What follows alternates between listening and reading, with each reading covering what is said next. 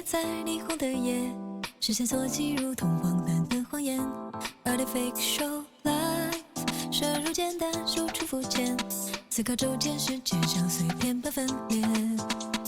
想要的一切，触手可及之前，是不是最让人眷恋？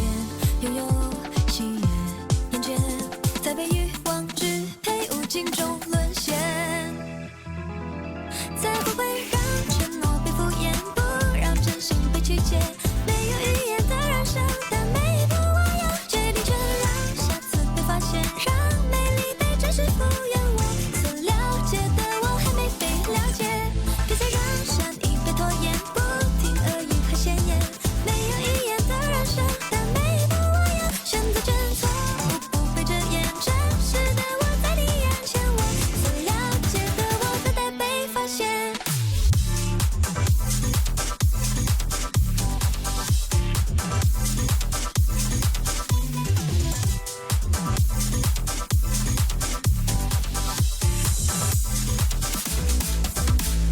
测不大意料无心，一言一之中有几个字算是发自内心。My muse， 安静挣扎无处安放，疯癫浮夸，灵感已消失在名利场。失去的一切，措手不及之前，是不是从未被察觉？像是空白残缺，或许总学不会珍惜和感谢。才不会让承诺被敷衍，不让真心被曲解。没有语言的人生，但每一步我要决定，却让下次被发现，让美丽被真实敷衍。我所了解的我还没被了解，别再让善意被拖延，不停恶语和闲言。没有语言的人生，但每一步我要选择真错误，不被遮掩。真实的我在你眼前，我所了解的我等待被发现。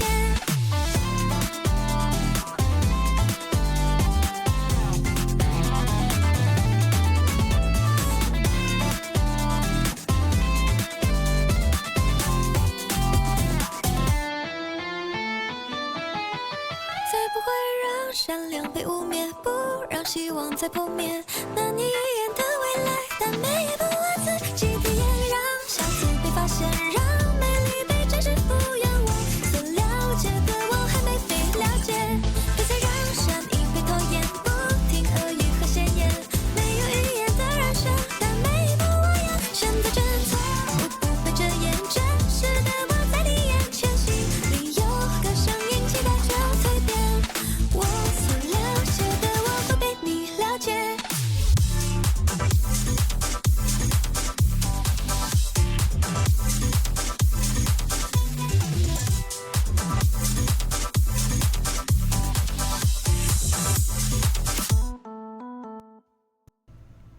Gaze upon my elegant fox.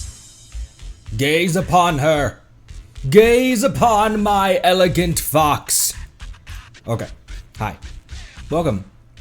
How goes it? Welcome back, everyone. A truly stylish fox. I am stoked to be here right now because the past 24 hours have been absolutely atrocious. Maybe not the past 24 hours. Maybe the past 18 hours have been pretty atrocious all around for the Connery household. By no fault of our own, anyways. Welcome. I am here. I have gazed upon the fox. Oh, how goes it, everyone? 1.7 story today.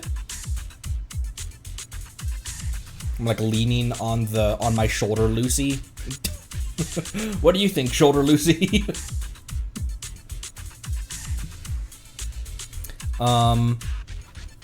Prepare my literal heart. What about my figurative heart? Do you think my figurative heart is safe? Should that be fine? My metaphorical heart? My ontological heart? Heart? Nope, heart.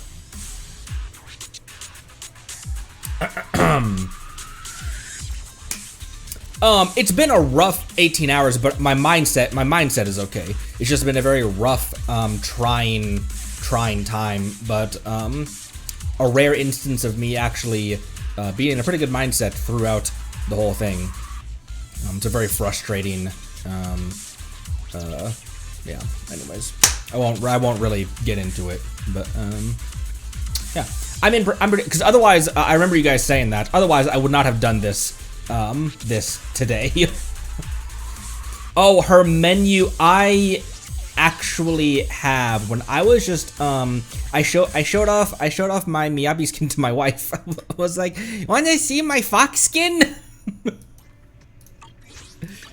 I'll protect you. Wearing formal attire is also a form of training. Also, what form of training? What is she training? This was my mother's favorite style, so I like it a lot. Which is adorable. Naturally. Look at her! Look at her sweet kicks with like metal on the sole as well. She has something on Talus's scabbard. Also, the flowers in her hair. And exposed shoulders on my fox? How truly scandalous. Wearing formal attire is also a form of training. As I was scrolling through here, my wife was just like, who's on banner right now? And instead of going to the banner, I went to click on her here. Understood. Leave it to me. And I was like, oh. Just tell me the target. It's probably someone in my chat. Define target. And define tell. And define you. And defined? And define me. And define the. Understood. Leave it to me. I shouldn't go to that screen because there's a chance of accidentally looking down here. At stuff. That's been a Ready for combat. Every time I've gone to the to like the character archive, there's always been a chance of me like looking at important stuff down here. Standing by. The menu transition animations? I'm not sure what you mean. Tell me Oh! the target.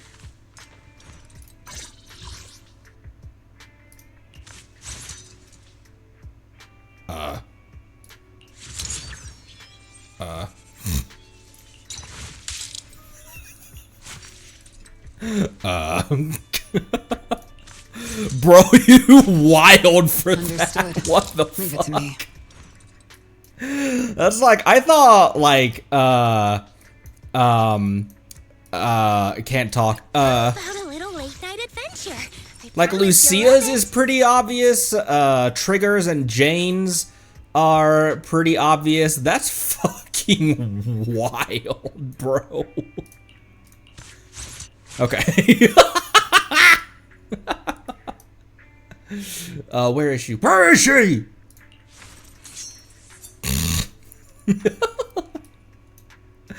Look, the chat screen is blocking it, so that means that Twitch can't get mad at me, right? Oh, hi!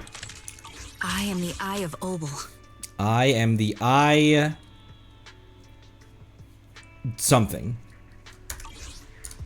Look at her! Look at my elegant fox! Gaze upon my elegant fox.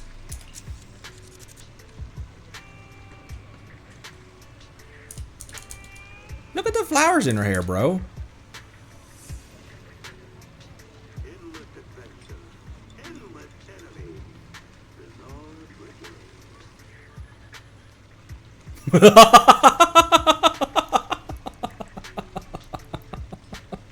The last thing an ethereal sees.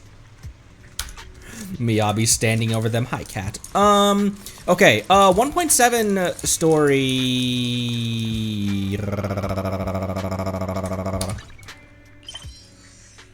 Bury your tears with the past. B. As in B.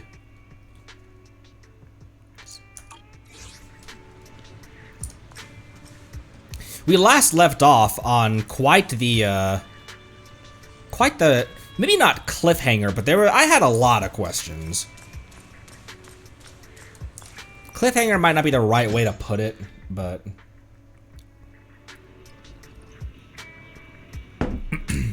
also, once again, Belle with one eye covered by her hair. Anyways, that is all. What is he playing again?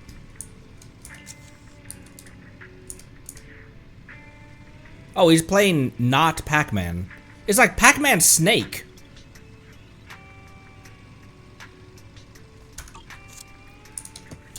Oh, I could demos. 1.7 story is pretty long, isn't it? I don't have a ton of time today. I said that yesterday as well. I don't have a ton of time. Things are crazy right now. I guess we're not pulling, so maybe demos can go pretty quickly. Silly is on here. Silly and Orphe.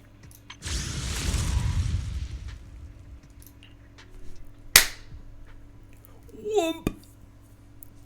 Womp. Gigabilly. Holy.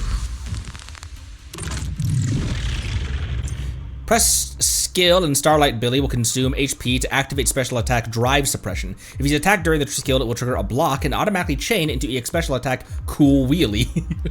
He can also maintain special attack Drive Suppression or drag the joystick until enough time has passed to automatically activate EX special attack Cool Wheelie. After EX special attack Cool Wheelie, press or hold skill to activate special attack Rockin' Footwork and recover HP. Okay. Oh my gosh, he's huge.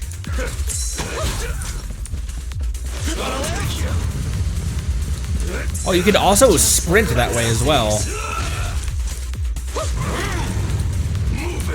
Move it, I am.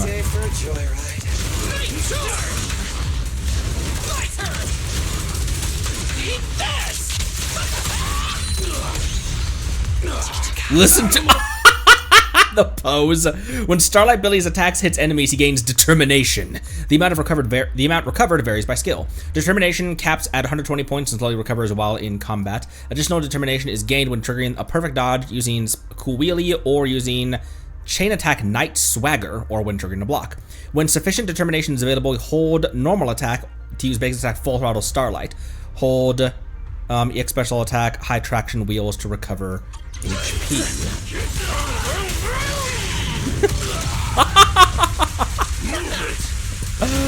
Oh man. He throws it down as well. He slams it by hand.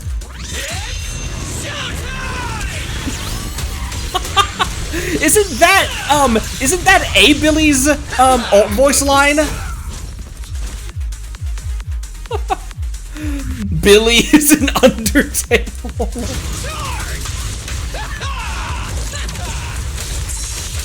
Don't get the scarf dirty. Raging Starlight.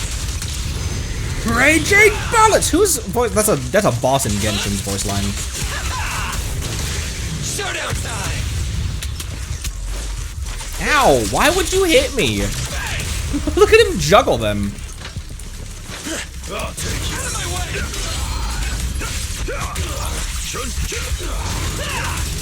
I'm trying to learn pan stuff because he's gonna be helpful for my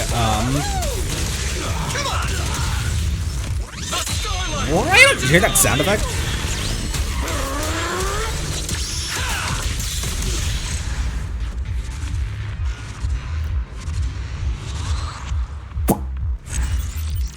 Damn. Huh. I didn't even use dial-in during that entire thing. Is that's who was in the third slot, wasn't it? I didn't even use her. Okay, I don't remember anything about this dragon lady. When Orphe and Magus Magnum are off field with insufficient energy. Teammate attacks can trigger their aftershock special attack, Corrosive Flash. When Orpheus and Magus are off field with sufficient energy, teammate attacks can trigger the aftershock EX special attack, Crimson Vortex. Roger. Whoa, hi! Hi! Oh! Flying in from off field. All right, I'll take over. Is it my turn to fight?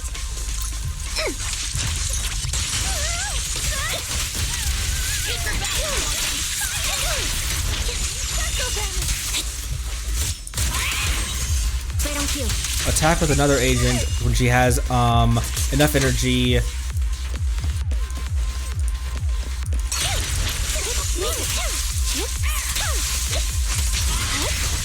When Morphe has enough energy, attack with another agent when she's low on energy. Attack with a different agent when she's low on energy versus when she has enough energy. Is our over now? Little gift. We might have the same problem last time. Is that last time we demoed her and that I didn't understand what it was asking of me. When Orphe has enough energy, which she does, doesn't she? Or that's her ult bar.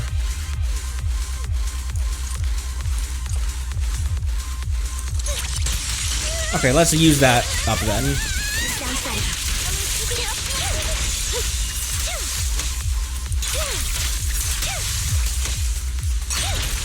Yeah, she has different attacks depending on what, but what's it asking of me? I thought I did do both. I thought I was attacking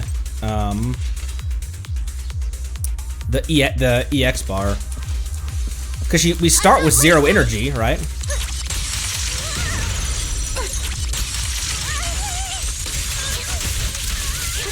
This'll cost extra.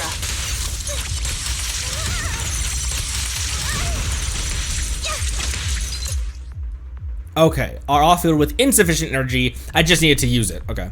Teammate attacks can trigger the Aftershock special attack Corrosive Flash. When Orphe and Magus are off field with sufficient energy, teammate attacks can trigger the Aftershock EX special attack Crimson Vortex. Because I'm sure in practice it's very brainless. It seems much more brainless. I just was unsure of what it was asking of me, what I was supposed to do. But I guess I just need to. I thought we started with 0 energy, but we start with full energy, don't we?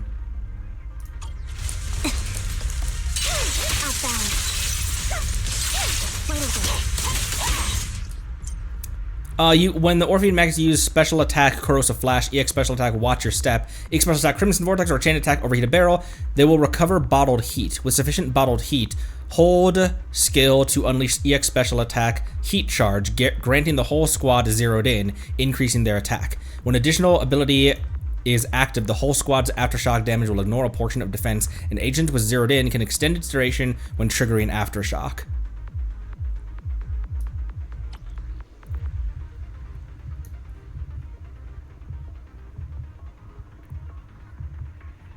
Hold to unleash EX special attack Heat Charge.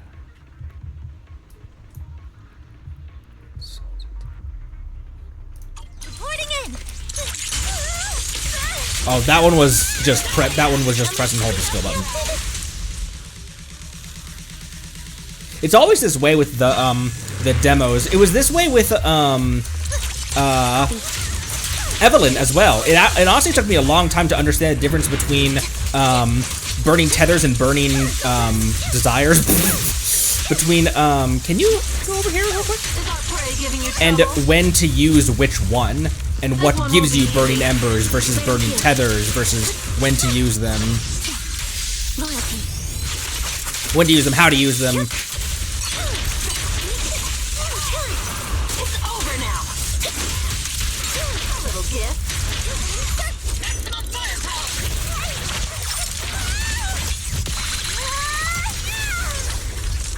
I like her tail. Whoa! Easy there! Down strategy.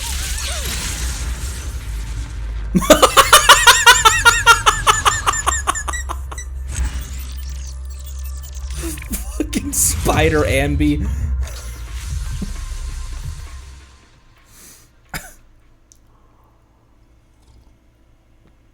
It seems really easy. Like, I thought that Lucia was going to be a lot more complicated. When I read through her stuff, I thought she was going to be a lot more complicated, but she is just an EQ switch off. And realistically, like, even Astra is just E and switch. Like, just E and go home. And then when her ult's ready, you use it.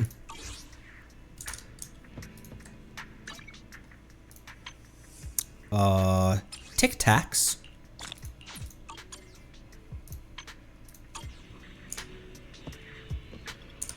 Okay, are you ready, Belle?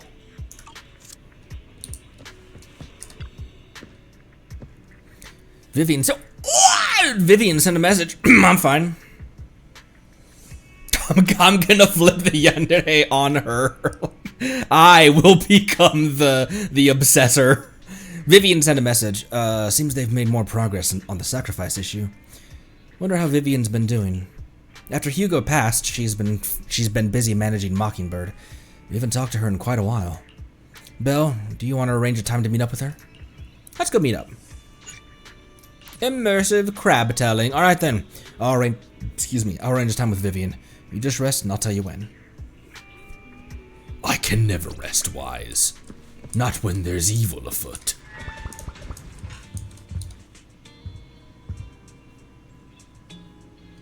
You have a bed upstairs. Why are we sleeping on the couch?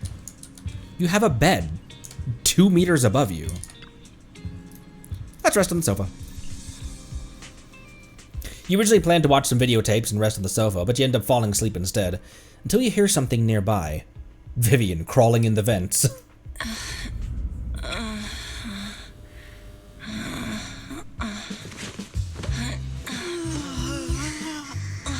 Oh!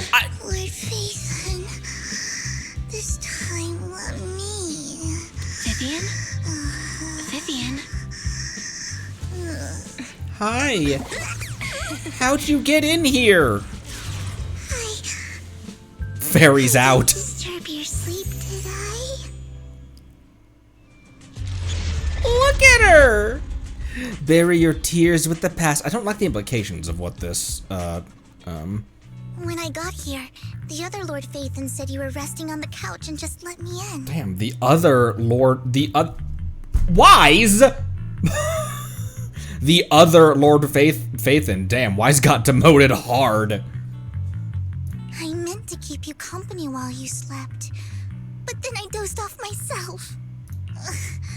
I was going to sit here looking super cute, hands cupping my face. You know, like the #1 sleepy face I want to wake up to pose. I can't believe I ended up falling asleep myself. The what pose? What sleepy face? What pose? That was a lot of words in one breath. Are you sure you got enough sleep, Vivian? She wanted the first thing that you wake up to be super cute. She was gonna squish her cheeks together and cup her face and be like, yeah. No, Lord Phaethon. I was just worried that I had disturbed your rest. Just being able to see you sleeping peacefully is already the highlight of my day. No, my entire month. Though it is a bit late, but... Good morning, Lord Phaethon. Good morning. It's like 3 in the morning. Do you need anything from me today? Why so formal? That was so formal. Feels like you're about to drop some big news after a greeting like that. Mockingbird's death has stirred up quite the storm. I took some time to gather intel. I love both Vivian voices, by the way. I love this like lower, calmer voice, and then I love her. I love when she gets. How should we put it? Intense. It seems someone deliberately leaked the story that Hugo is an illegitimate child of the Ravenlock family, but I haven't found the source yet. Could it be Hartman? Could it be Hugo's uncle, Hartman? Maybe he's trying to turn people against Hugo and Mockingbird by playing the illegitimate child card. I suspected that too. He could be using Hugo's background to make people believe Mockingbird is just another top's pawn. To the upper class, Mockingbird may be insignificant. but it has a loyal following among regular folks. But after some digging, I was surprised to find that the public isn't turning on Hugo. They're actually starting to see him in a better light. Some people feel bad for him. Some relate to his struggles. And Hartman's the one getting all the heat. Public outcry against Hartman is growing, with many believing he murdered Hugo for his own selfish gain. Topps is hosting an industry summit this week, a responsibility usually handled by the Ravenlocks. But my sources tell me another family has taken over this year at the last minute. If I'm not mistaken, Topps is intentionally keeping its distance from the Ravenlock family due to the current public sentiment. Yeah. Hartman won't just give up like that. Could it be that someone's trying to get rid of Hartman? Is someone trying to take advantage of this to get rid of both Hartman and the Ravenlocks? I think Hartman knows this too, which is why he's completely vanished. No matter how hard I search, I can't find a single trace of him. Hartman must have taken the sacrifice core. Now that he holds this bargaining chip, he is definitely going to negotiate his way out of this with the Exaltists. Sorry for interrupting, Vivian, but I need a quick word with Belle. Oh, no problem at all. I'm sure you have important faith in matters to discuss. Take your time. I'll just be waiting outside. We can't make our guest wait outside. Belle and I will step out instead. Oh, don't mind me, Lord Phaethon. I wanted to browse the videotapes anyway. I'll be right here. Just let me know when you're done. Can do, ma'am. Belle, Lycon's outside the video store. He knows Vivian is with us, so he's hesitant about coming in. It's a bit awkward. He's stressing over what he did to Hugo in front of Vivian, but he really needs to talk to us. Maybe you should go speak with him first. I'll go talk to him. I'll go talk to Lycon. Honestly, neither he nor Vivian is at fault. As proxies, it's our job to be the bridge between them.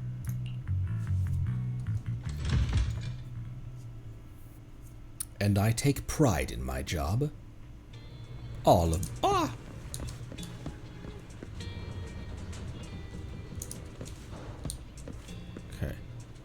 I don't know why I was thinking that there'd be like little hints of like a little cameo character, like someone standing behind this, creepily waiting or observing. He's got it easy now. Hopefully no one notices. Good morning, Master Proxy. Good morning, sir. Good morning. Good morning, Lycon. Wise mentioned you wanted to talk to us and Vivian about something? Yes, it's an urgent request from the mayor, one that directly affects New Eridu's safety. However, before we get into the details, as a former member of Mockingbird, I'm concerned about Miss Vivian. Hugo made many mistakes and betrayed the principles of Mockingbird, but I'm certain he didn't intend to put Miss Vivian or you in danger. I don't know Miss Vivian very well, and I was the one who took her companion's life. I might not be the right person to comfort her, but I hope she doesn't regret the choices she made or lose faith in the path she chose. Vivian looks perfectly normal today. Vivian looks perfectly like Vivian today. Vivian's doing just fine. She's actually been gathering intel and has a clear understanding of where things are headed. She might be tougher than you think. If you're really concerned, why not just talk to her directly? If you'd like to apologize, it should be face to face, right? That's reassuring to hear. I trust your judgment. You've always had a sharp eye for people. Would you mind coming in with me? I'd like to apologize to Miss Vivian in person. Okay. No problem. But I'll be staying neutral. Everyone has their own stance on this, and I get where both of you are coming from. As a proxy, I'm just here to make sure you have an open conversation. I'm not taking sides. I respect that. Thank you. Mediator. You return to the video store with Lycon. Vivian doesn't seem to have much of a reaction to Lycon's arrival. Miss Vivian, I'm very sorry about Hugo. You don't have to explain anything. I'm also part of Mockingbird. Mockingbird stands on more than just gain, so it won't fall when fortunes shift. Hugo had his fixations and ambitions. I also have things I must see through. I'm determined to get to the bottom of the Exaltists and the sacrifices. Miss Vivian, as a former member of Mockingbird, you have my deepest respect. You have my word, whatever comes next. I would never harm you or Master Proxy. As for Hugo, please accept my condolences. Condolences? That's not necessary. Mockingbird has plenty of tricks up its sleeves. This isn't the kind of act that ends so easily. Wouldn't you agree? What? I mean, I theorized about that. I did partially theorize about that.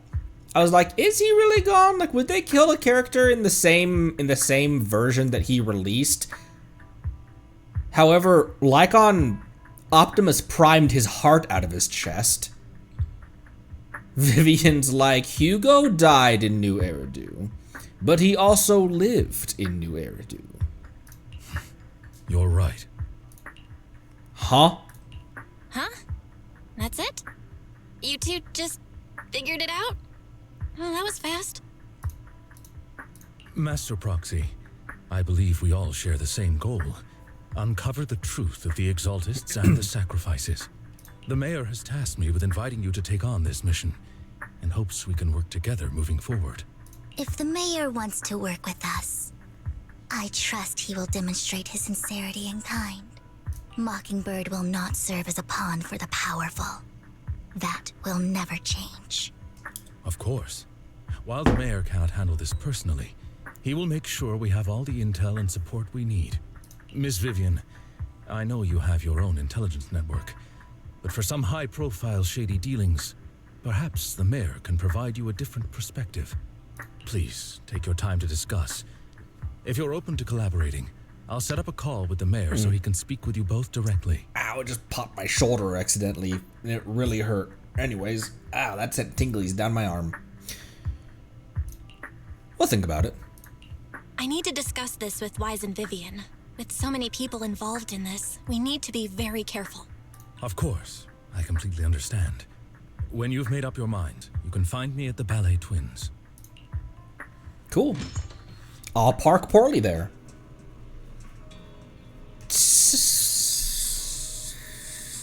They're awfully cute together, but Wise, she's mine. Got it. Which one of you said that? Anyways. Belle, what do you think about Lycon's suggestion to work with the Mayor? The sacrifices are still a threat. Our teacher. Belle, you mean to say the Mayor not have told us everything he knows about our teacher? Not true. The only way to gain more information is to work with him. What do you think, Vivian? Mockingbird is always... Oh. I thought they had messed up and accidentally put Wise's name on top of Vivian's line. Mockingbird has always gone against authority. Would it be against your values to work with the Mayor? Mockingbird isn't just about going against authority. Mockingbird hopes that all people can be given equal opportunities and treatment. I don't exactly trust the Mayor, but I believe he's someone we can work with, at the moment at least.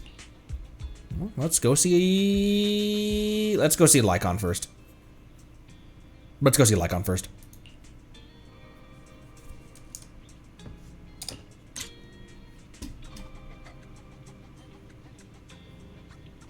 Wise looks a little bit derpy here, does he not?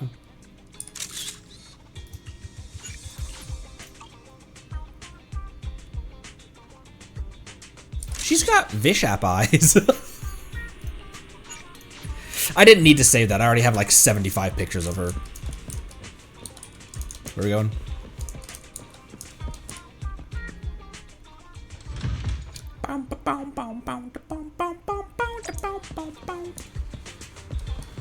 Worry not, Lycon. I shall drive.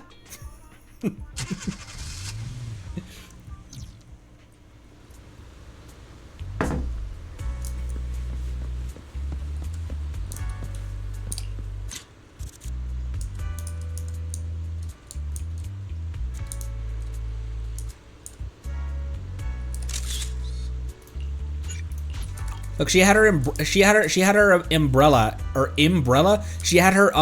out in this one. Excuse me, Lycon's back.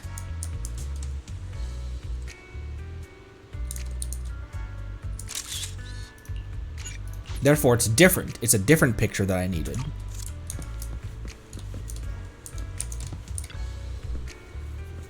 It's It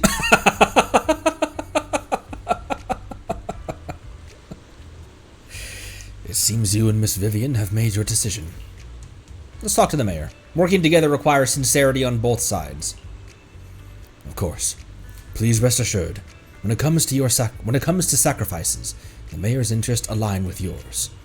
Or rather, we both want to protect the people of New Eridu. I'll connect the call to the mayor now. My dear friends, I'm glad you're willing to keep working with me. I'm truly sorry about what happened to Mr. Hugo Vlad. I didn't anticipate things would turn out this way. As mayor, I can't fully condone Mockingbird's actions, but personally, I had a lot of respect for Mr. Hugo Vlad. I looked further into Bringer's map. The sacrifices were created by an exaltist named Landon, who was active in Janus Quarter. Mr. Landon passed away in an accident a few years ago. Before he died, he was researching sacrifices and was said to have created a batch of serum that could turn living people into sacrifices. The problem was, the serum wasn't stable, and after his death, the recipe was lost. No one knows what happened to the exaltist in Janus Quarter back then. But it's clear that after the leader died, there haven't been major exaltist activities in the area. Bringer's map marks the locations where the exaltists' most successful attempts at creating sacrifices were. Okay. Already passed away. Since this person has already passed away, and the exaltists haven't been active around here for a while, then could it be that this is just Hartman acting on his own? Unfortunately, that's not the case. My sources confirmed that Hartman had been secretly in contact with someone, and they only meet inside the Hollow. Someone from TOPS? Is it possible it's someone from TOPS? TOPS is a huge alliance of corporations. They wouldn't bother getting their hands dirty. Instead, they just sit back and reap the rewards. Everything Hartman is doing is to secure his place in TOPS and strengthen his power within the Ravenlock family. If my guess is correct, Hartman has gotten in touch with the remaining members of the Exaltists that used to follow Landon, helping them create new sacrifices. Ugh. But what's in it for TOPS? But what's in it for TOPS? There's no way the Exaltists would just hand over their secrets about sacrifices to Hartman, right? He asked nicely. He said pretty please. Right shoulder, Lucy? A sacrifice outbreak would throw the city into chaos. And that's when TOPS steps in, taking control of the situation on their terms. The public will see the mayor as incompetent, while TOPS comes off as the real protectors of the city. And when that happens, public trust will shift towards TOPS. And Mr. Mayor, you might find yourself in an unfavorable situation. Still sharp as ever, Miss Vivian. He noticed that the text was yellow. So, what exactly do we stand to gain from partnering with you? Please don't tell me you're doing this out of some noble concern for your citizens. I'm not some hero of justice, and I don't believe in lofty ideals or empty promises. We have a common enemy. While our ideologies may differ, we can work together on this. And as proof of good faith, I may not know exactly where Hartman is, but I can fan the flames over Mockingbird's death and escalate conflicts within the Ravenlock family. So it was you behind the rumors. No wonder I couldn't trace the source of the public outcry. I'm not the one who started the rumors. I just helped them spread faster after they leaked. And I pulled a few strings to make sure the story painted Mr. Hugo Vlad as a heroic figure who was unfairly persecuted. As I said before, I had a lot of respect for him, and I'd be happy to clear his name. Now let me lay out my terms for collaboration. Go on. After looking into it, I found that the dormant sacrifice you discovered wasn't the only one. There are more places where sacrifices might be lying dormant. Too many eyes are on me right now, so I can't send my own men to deal with it. I'd like to ask you to retrieve the sacrifices from those locations. I'll make sure to dispose of them once you do, so no one will be able to use them again. On top of that, I've asked a friend to help monitor your physical condition, and maybe even uncover more of your potential. Her research overlaps with your teacher's work. You don't need to worry about her capabilities. She's a Void Hunter rank special investigator. Our teacher's research? Really? A Void Hunter rank special investigator is going to be assisting us? And she's involved in our teacher's research? That's right. She's heading to Janna's quarter for some business. I wanted to set up a formal meeting, but she declined. She prefers to assess things on her own, and will reach out when the time is right. She'll let you know the details then. So it looks like you both are on board with this commission and ready to help recover the sacrifices? Okay. Vivian is very on guard, and I don't blame her. We don't want new Eridu falling into chaos either. We'll do what we can. I know you won't let me down. Given our positions, we might not be friends, but we're definitely not enemies. I'll leave the rest to you then. I've got to go. Goodbye. Goodbye. I'm glad the two of you had decided to continue working with us. With your help, we are sure to successfully recover the sacrifice. I have other business to deal with, so please excuse me. If you require anything, please feel free to contact me anytime. Lacon leaves thereafter. Thereafter. Lord Phaethon, shall we head out now? Yeah, let's head into the hollow. Alright, let's go.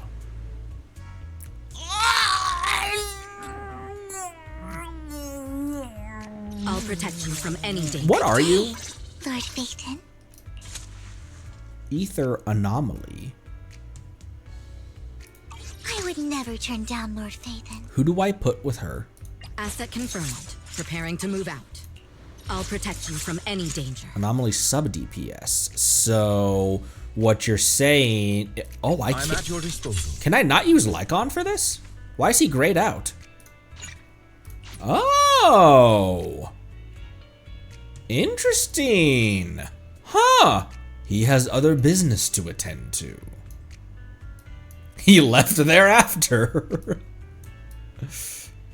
Where is my celebrity? There she is. Ooh, let's make a grand entrance. That would Is the concert starting? Oh, you know what? I'm just gonna. You know what? We're gonna go in like this.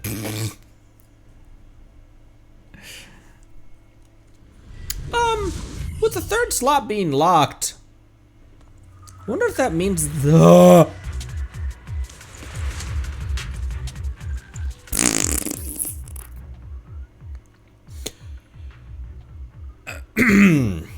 Didn't you guys say that there's a non-zero chance that she may be rerun soon?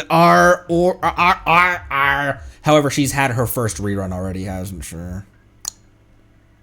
After activating EX special attack, Vivian will automatically enter the fluttering frock state. During this state, tap normal attack to unleash basic attack fluttering frock suspension. Afterwards, when any squad member's EX special attack hits a target, Vivian will perform basic attack Feather Bloom against the target.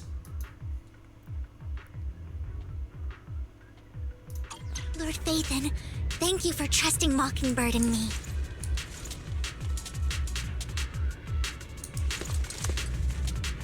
I'm trying to use the walls to get a better look. Wow, that sounds creepy.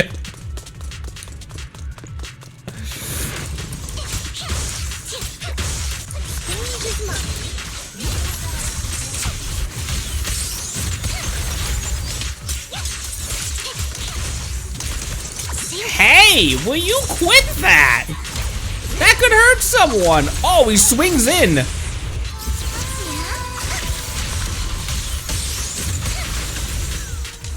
Oh.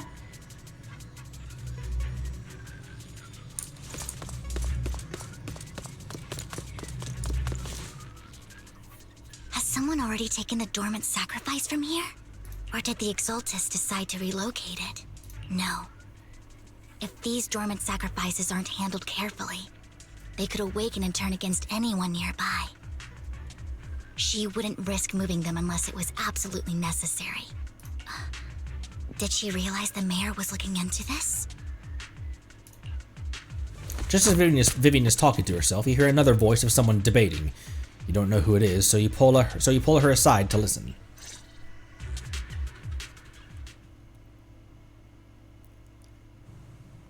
Did Hartman just make up this intel to get a shot working with us at Tops? I've been walking around forever and haven't found a thing. The Ravenlocks have always been a shady bunch. No surprise they've gone downhill over the years. I heard they were pretty loaded back in the day. What kind of business did they run? No clue. On the surface, their businesses seemed legit, but who knows what was happening behind the curtain. They were investors into gotcha games. Probably something with the sacrifices.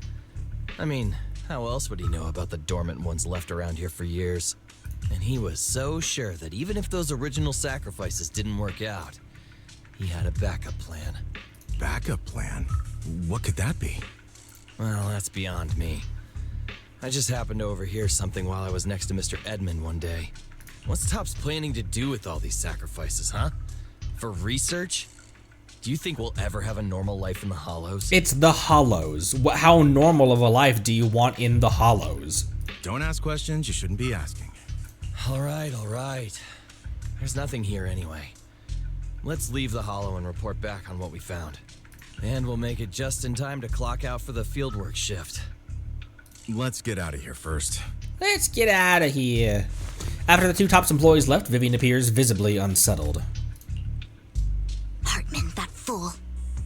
He'll do anything to get into Tops, even if it means playing with fire. She's an exaltist. Human lives have never mattered to her. The more people get dragged in, the greater the danger. Who is this she you're talking about? Vivian, I've been dying to know. Who is this she you keep mentioning? I apologize for losing my composure. Please don't mind me. Belle's like, are you thinking about other girls while I'm standing right here? The she I'm referring to is with the Exaltists. Someone I have a history with. That's why the moment I heard about the sacrifices, I felt compelled to uncover the truth. I never meant to hide anything from you. It's just that, for me, the Exaltists bring back painful memories. And I'm not ready to face them yet.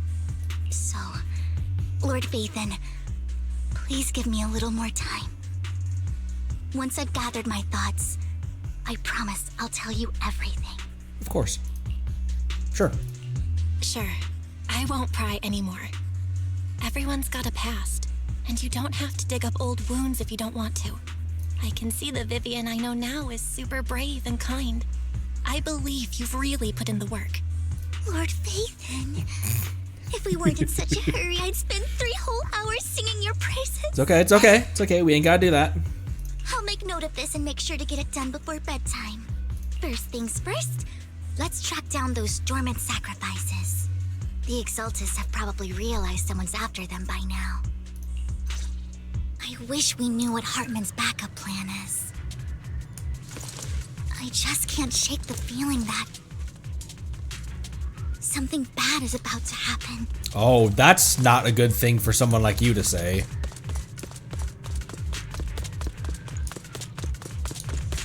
Oh, hey. I heard that truck move. Wow, I heard that truck move.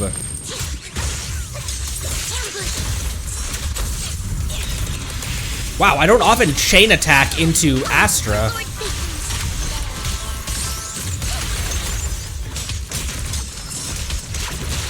Ow, hey! You die next.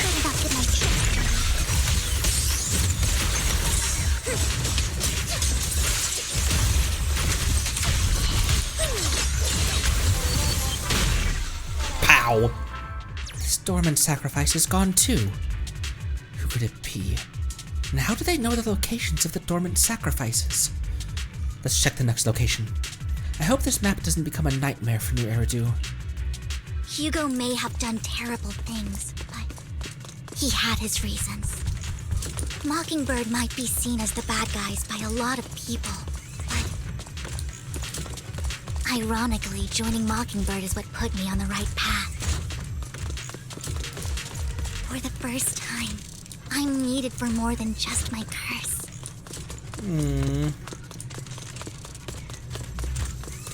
Oh, Viv. Poor the Viv.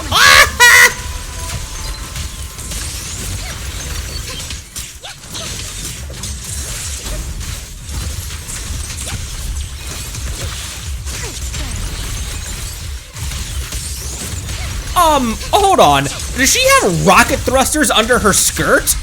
Nothing here either. What the fuck? Are we too late?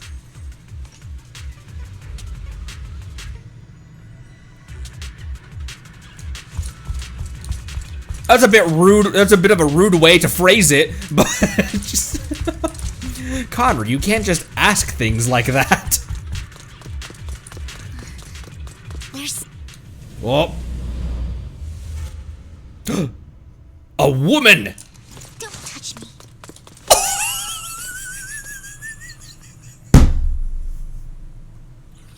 That's her Dash voice line!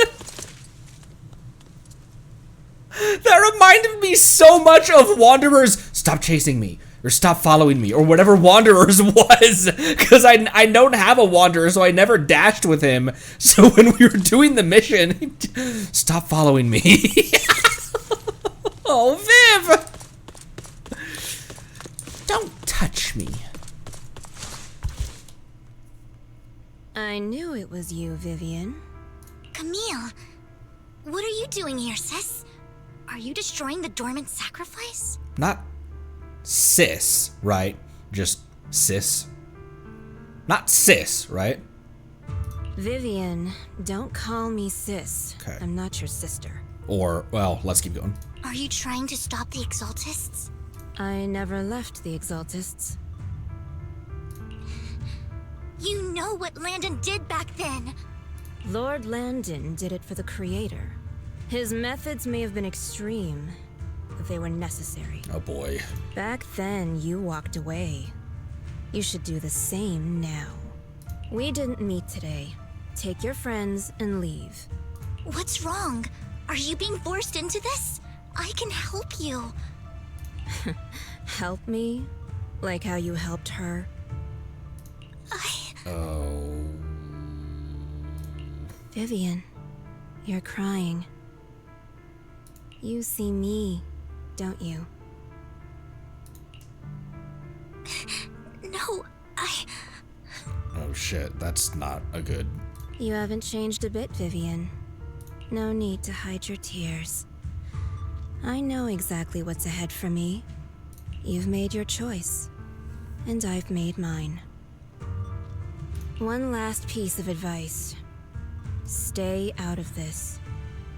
She loathes you. I won't tell her we met today. Don't show yourself around us again. I'm getting like a ambient trigger. Ambient trigger? I'm getting like an Amber... oh my gosh! I'm getting like an Ambi and Twiggy situation kind of dynamic. Like old wounds, people who once knew each other. Camille gives Vivian one last glance and throws a smoke bomb to the ground. Okay, Batman! The noise attracts some ethereals. Even though you have many questions, dealing with the imminent threat feels like the right choice right now. Lord Nathan, watch out! I'll tell you what that was about later. Let's take care of the ethereals first. Clang! Oh my gosh, she rocket thrusters out! Oh my frickin'! Notice me, Lord. Oh! Flames belong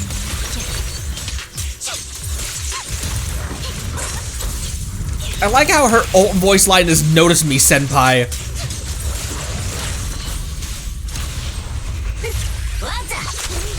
What's up?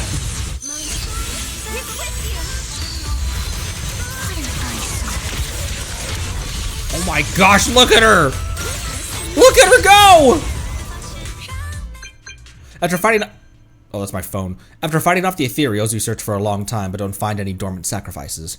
After deliberating with Vivian, you decide to leave the hollow for now and figure out your next move.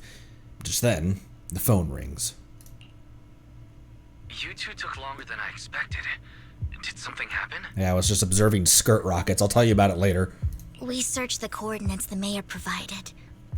Most of them were already empty. No dormant sacrifices.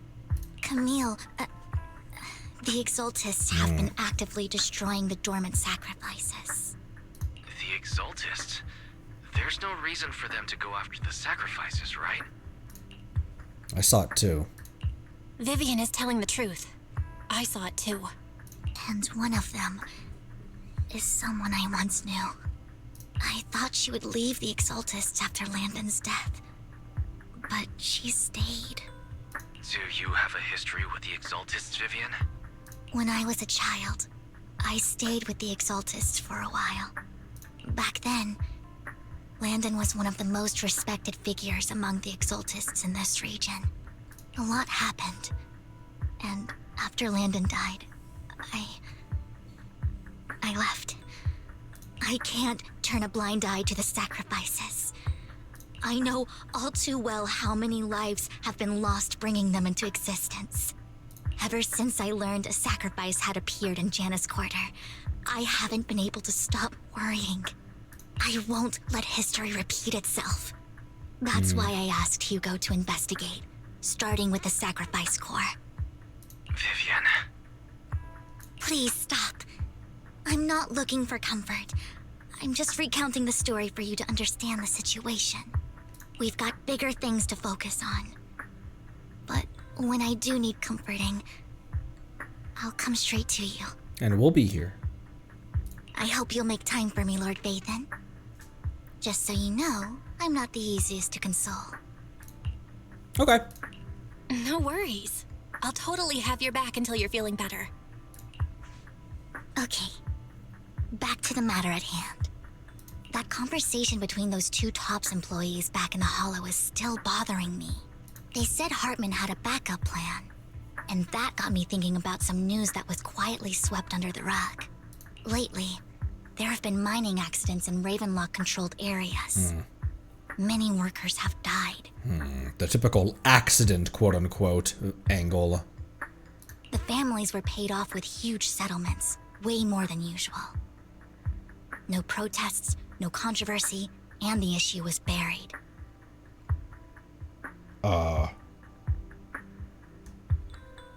Why did you attach a GIF to... Oh, you didn't attach a GIF. It's just... Okay. Why did you attach... What is this? Hang on. Not on purpose, it just happened. Okay. I was like, am I supposed to take a look at that right now?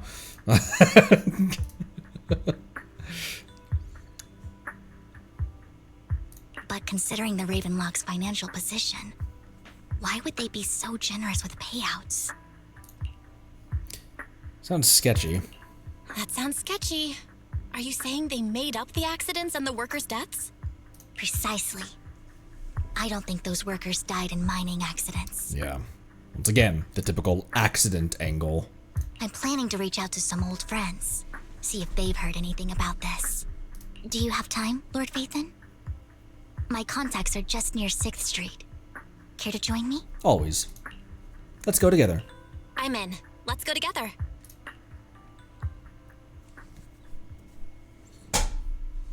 I may slightly... Hello? There we go. You arrive at the Lumina Square with Vivian to meet her old friend.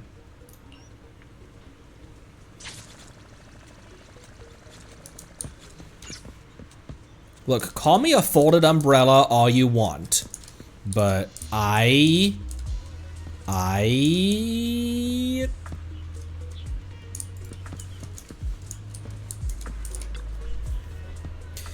Vathan, let's head out as soon as you're ready. Go now! An old friend of mine said she has some new intel. She's like a mentor to me. I learned a lot about data scraping on Internet thanks to her. I don't want to miss dialogue. Hold up, hold up, hold up, hold up. Oh! Damn, you are everywhere. Why didn't you just say so? Rain, long time no see. Yeah, it's been a while. Rain? Rain? You two knew each other? Yeah, Faithin. Long time no see. Rain, you actually know that Lord Faithin is Lord Faithin? I thought she was gonna say that's Lord Faithin, by the way. No, I mean, you actually know Belle is Lord Faithin. I didn't know right away. One time, I needed a favor from Nicole. I only found out after meeting them. I mean, who would expect a legendary proxy to be running a video store for a living?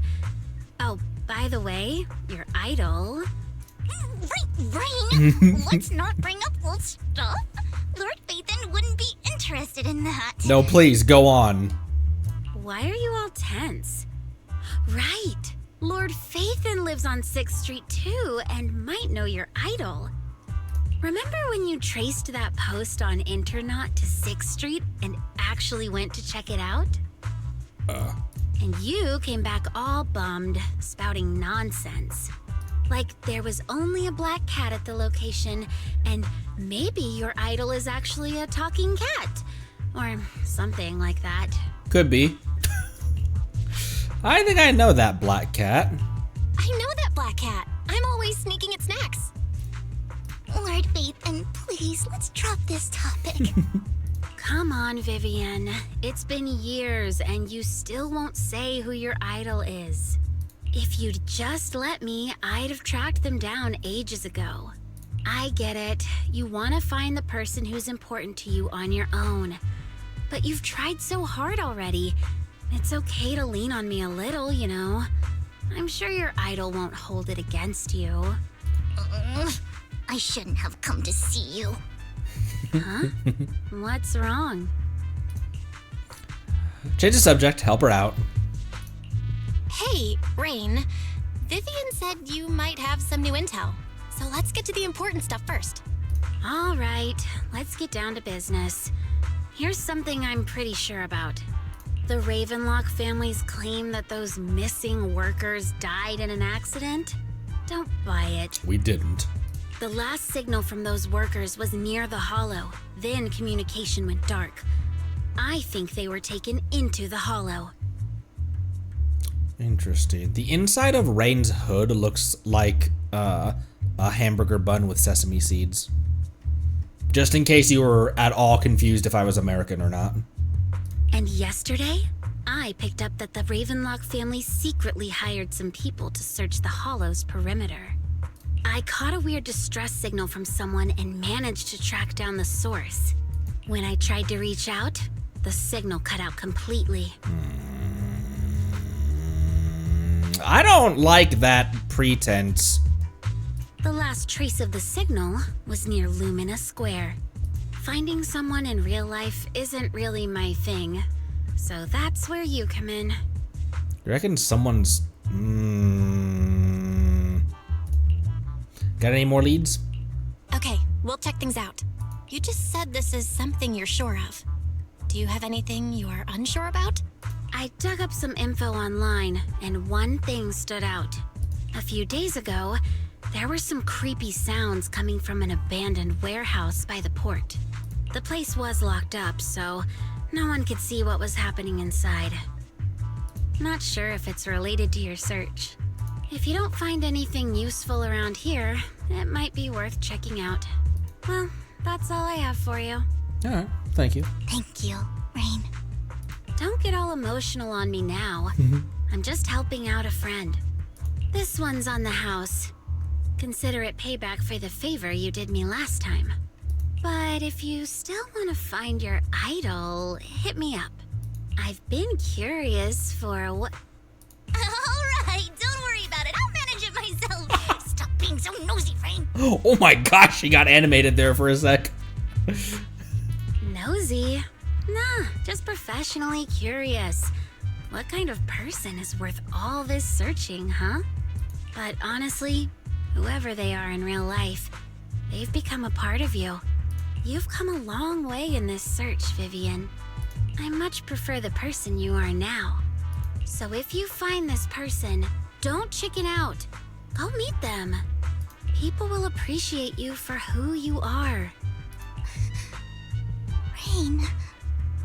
I might not care about the real world or what it'll be like, but I hope everyone I know can live a good life. I'm counting on you to save the world, guys. All right, I have other business to take care of, so I'll leave the rest to you. Rain waves goodbye and leaves. Vivian mentions she knows someone who's really skilled at finding people in real life, so you follow her and continue on your way. Lord Phaethon, please pay no mind to what Rain said. That big guy's up ahead. Let's hurry. Pay no mind to... I won't relentlessly tease you. What a blaze. One Denny Boo. Long time no see. You seem to be doing well, little one. Yep, made an awesome friend since the last time we met. My friend got ill before, and it was the manager who helped me heal them. I didn't realize you two knew each other. Then next time I head to manager's place, will I get to see you too? You know each other? Yeah. Yes. This little Vivian. Yeah, my name's Vivian. This little guy is Lucky Boo, my old boss at my previous workplace. Bought it at a discount store clearance sale. But he was a terrible boss. Not only did he shirk on paying wages, he didn't take care of his Bang Boo either. Yeah, that guy. Really terrible. Then his little guy had a malfunction, and the boss threw it out because he didn't want to spend the money on repairs. Really, it could have been fixed with just a simple battery change. Vivian's the best. Vivian changed my battery. The bestest ever. All I did was change your battery for you. It was you who earned the money to buy it. Yeah, I'm amazing too. I earned 100 Dennies, just enough to buy a battery. So that's where that 100 Denny Bang Boo battery came from. Honestly, you've got plenty of energy, but I told you before, you need to be more tactful. Haven't you learned anything? I learned. Pet 1 Denny Boo. Give Denny. Wow. So you found a way to make a living, huh? Amazing. Better not expose 1 Denny Boo. Did you need me for something? I'm super happy to help. I know you love exploring all kinds of places. So tell me, have you come across anyone strange these past 2 days? Strange? You mean someone who looks hurt, scared, and kinda trying to hide where there aren't too many people around? Let me think. Oh, I got it. I saw someone like that in the desert today. Someone super similar. Desert? Out in the outer ring? I don't think one Denny Boo can make it that far. Desert probably refers to the sand pit up ahead, the playground sand pit. Lord Phaethon, let's go take a look. Did I help? You were super helpful. Yay! So happy. I want to keep helping. You should go and do whatever important stuff you need to do. Let's play together soon. One Denny Boo is just too cute, right? I didn't know you helped it too. Calm yourself, Grace. I knew Lord Phaethon was the best in the whole world. Oh my gosh, I love her intense voice. She's a bit intense. She's a bit, a lot. She's a bit unstable at times. But I love that for her and about her. Was this hole always here? Weak man. It seems the person Rain and one Denny Boo were talking about. Lord Phaethon, please stand back. I cannot be certain if he'll end up doing something extreme, considering his current mental state. I'm afraid he might hurt you. I'll try talking to him and see what's going on. Vivian walks forward and taps the cowering man on the shoulder. Don't take me back, please. I was wrong. I know I messed up. I don't want your money anymore. Please, no. Calm down. Who are you? I won't say anything. Just let me go.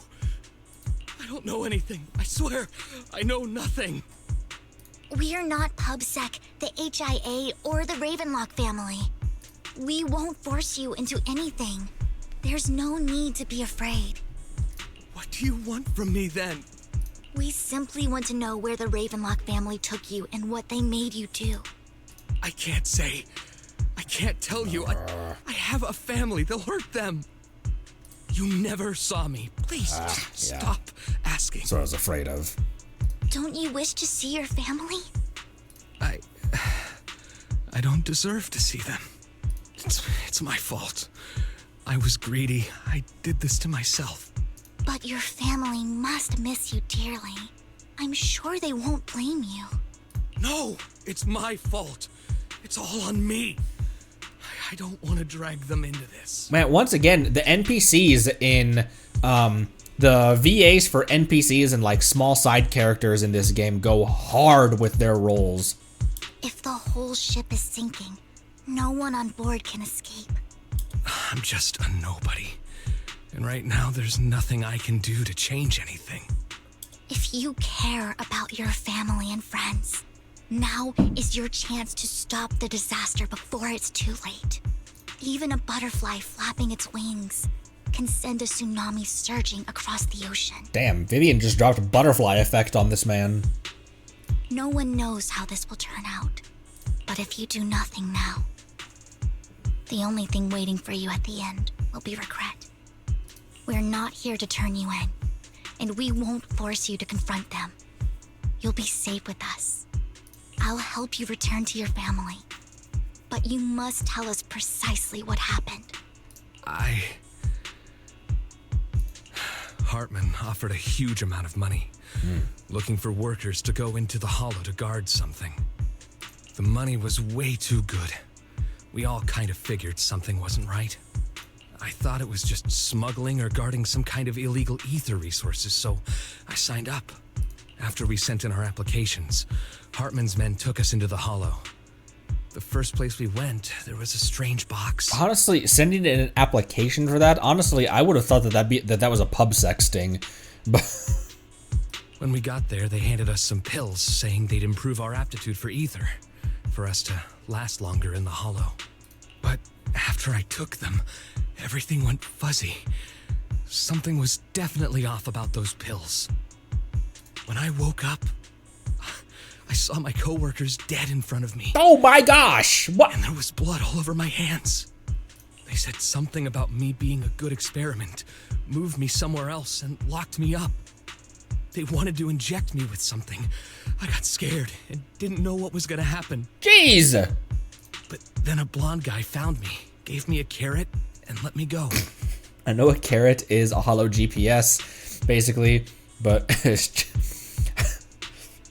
just that sentence is funny out of context. But then a blonde guy found me, gave me a carrot, and let me go. It was Link. It was Breath of the Wild Link, to be specific. So I escaped. I didn't want to kill anyone. I don't know. It wasn't your fault that your coworkers died. You were just a tool in their hands. Do you remember the place they first took you? Do you know what was in that box? I only remember the first place was like a rooftop. I think it was on top of a tall building. What exactly was in that box? I can't remember. I'm not lying. Those pills they gave us, they make you hallucinate. Ugh, that's rough. I took just one and my mind felt like it wasn't my own. My memories turned into a blur. I'm telling the truth. I'm not trying to run from my mistakes. I just really can't remember what happened. I know you're not lying. We'll arrange for your protection. You can rest easy and recover, and your family won't be dragged into this. Once this is all over, you will be able to reunite with them. You and Vivian contact Lycon. The mayor, representing Victoria Housekeeping, agrees to protect the worker and will keep his identity confidential. Soon, Rena arrives and takes the man away, mentioning that the mayor will confirm the location based on his description.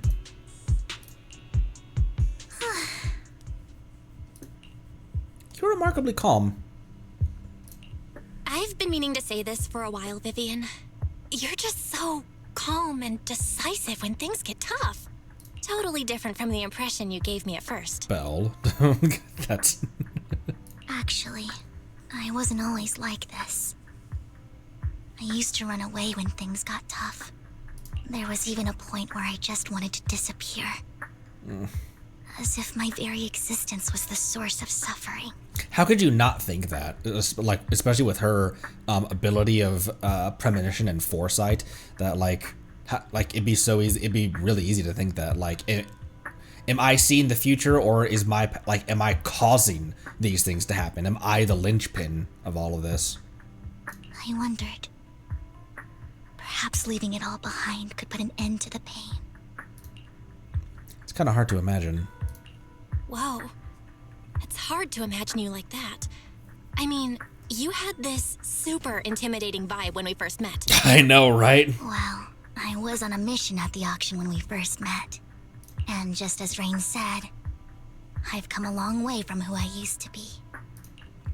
Speaking of Rain. Speaking of Rain, it's still wild to me. I never thought you and I would have mutual friends. And you even know one Denny Boo. Can you believe we might have passed each other so many times without even realizing it? Enough about me. Tell me more about you, Lord Phaethon. Where have you been? And what have you experienced? Oh boy, where do I start? Let's start with the Red Fang gang. Looking back, I feel like I've been through a lot lately. My brother and I even lost our Phaethon account. Oh, everything started when the Cunning Hares took something from the Red Fang gang. As you walk along the river by Luminous Square. Oh! As we walk along the river by Luminous Square with Vivian, you start sharing your stories. Although she wasn't part of them, she's been to the places where they took place. She's been to the chaotic hollow of the Camellia Golden Week. She has her favorite sandwich at Cheesetopia, and she's even received. You got all the way out to Cheesetopia? That should have been obvious to me. She has her favorite sandwich at Cheesetopia, and she's even received a star sticker from the Officer Mew Mew for rescuing Bangbu. You're amazed at the coincidences of life in New Eridu and how your paths have crossed so many times without you realizing it. After a long chat, it's time for a meal. I remember it should be around here. That store's been sitting in my favorites for ages. Walk by the river, go out to dinner. Lord Phaethon! Uh-oh. What's up? I've seen that black cat on 6th Street. That harmonica in the outer ring you mentioned. I've heard it before, too. I've even been to the monument outside Hollow Zero. But none of that was a coincidence. It was me.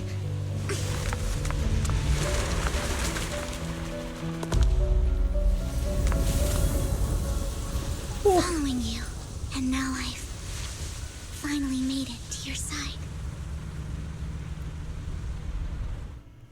Ever since I was little, I had been seen as the bringer of bad fortune.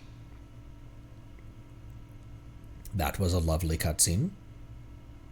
I had traveled to many places and witnessed far too much misfortune. Every tear I shed brought disaster. I've heard too many curses to count. I loathed my tears as much as I despised my own existence. Wherever I stayed, tragedy followed. I had roamed too many places, and each time, it ended the same way.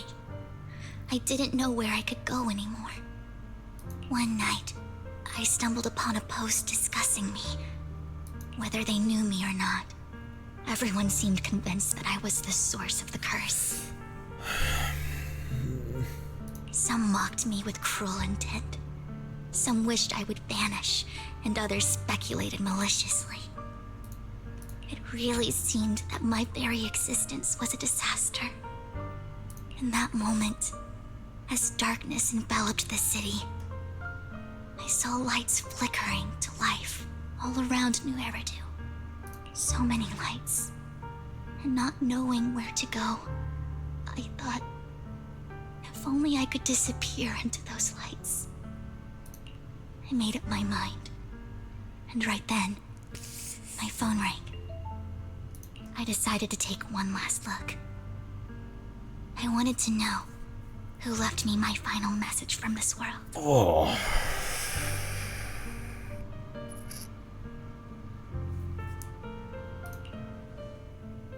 It was you, Lord Vathan.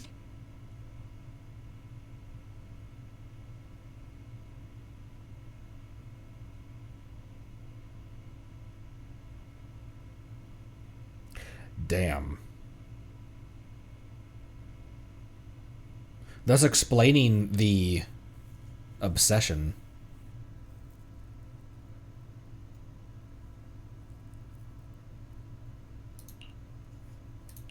Wait, really? Me? Yes. And I checked with the other Lord Vathan. You were the one using the account at that time. Calling it an obsession feels weird now. Because of course she would imprint on someone who even accidentally was there, like, at the millisecond that she needed somebody. But I know you probably don't remember it. After all, it was just an ordinary day with an ordinary post and meaningless comments online. But for me, it was the night I finally realized where I could go. I wanted to walk the paths you had walked, see the sights you had seen. And then, one day, share it all with you, face to face. So her, like, keeping track of our movements and, like, she's not just a crazy, obsessive weirdo.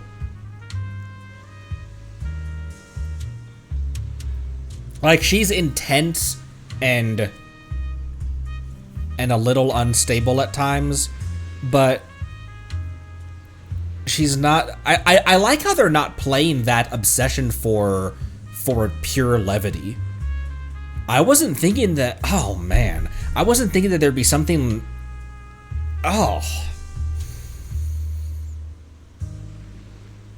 So her, like, keeping track of, like, the places that we've gone. Obviously, maybe going a bit too far to, like, hop into the wires and find that. But...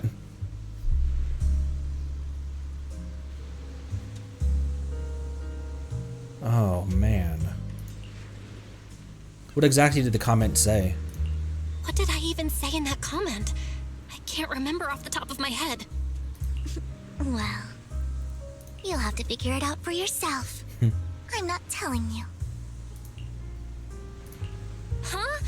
No! So, Lord Vathan, thank you. Not only for that comment you made that day, which was a silver lining for me, but also for giving me the courage to become who I am today. The Vivian standing right in front of you now. It must have really felt like fate as well, especially to Vivian. Because it was Belle just posting something without knowing her audience. It was Belle posting something with her audience being all of the web, instead of somebody, like, pointedly saying something to Vivian's face to, like, try to make her feel better. We talked about that during Haramasa's quest, that sometimes people who are in dire straits and people who are in desperate straits, sometimes what they need to hear isn't "it'll be okay." Sometimes people don't need to hear the 80th iteration of "you're gonna be all right." Sometimes that ends up feeling hollow. We talked about that in Haramasa's quest, that sometimes what people need is to be seen and heard, and someone to, in some way, have solidarity with them and saying, you know what, man, sometimes it does suck, and not undercut that with, oh man, life sucks, but you're gonna be all right, you're gonna be okay, you'll get through this. Comes across as so hollow sometimes. Especially to people in dire straits or desperate straits. And it must have felt like fate to Vivian, that just whatever the post contents were, just at the very moment that she needed something like that.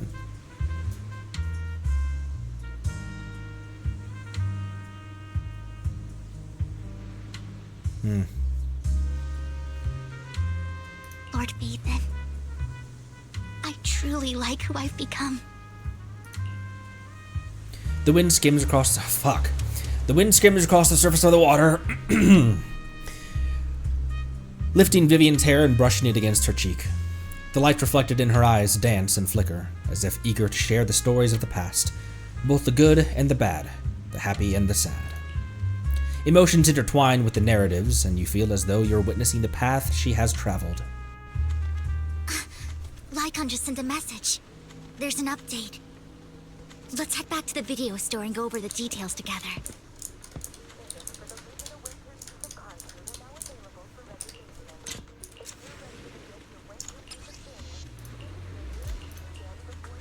Oh, I have to be in selfie mode, duh.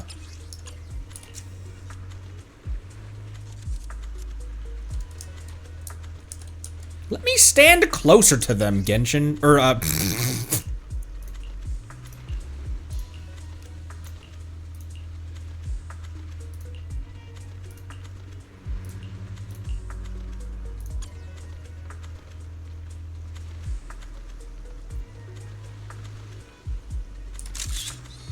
Aww.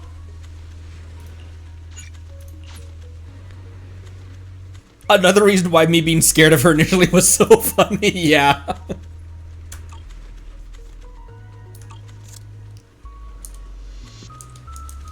Aww.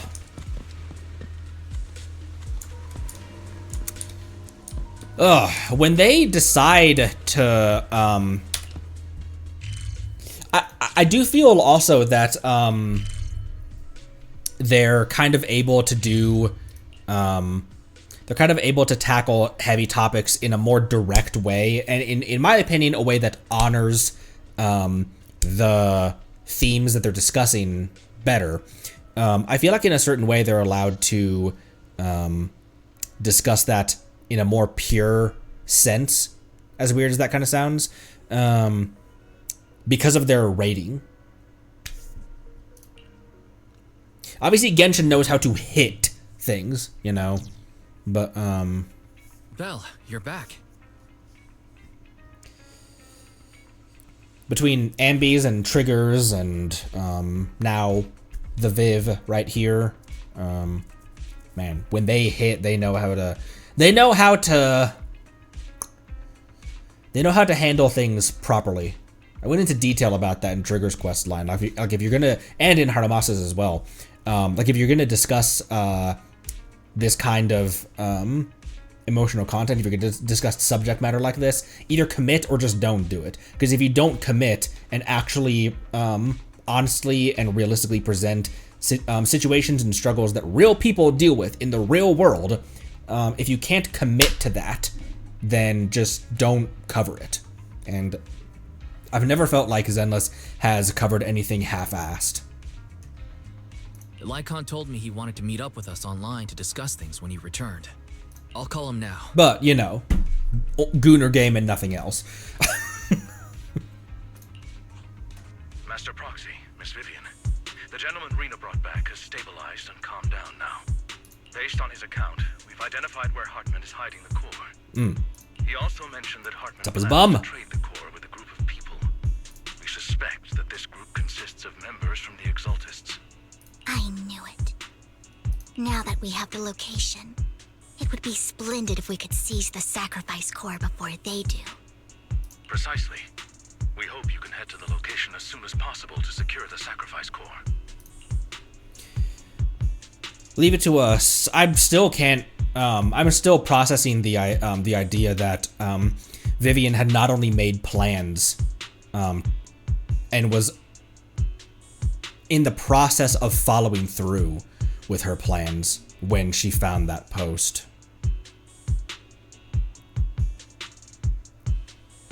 That's a rough subject matter to tread through. Yeah, people complain about, People complain to get distracted more.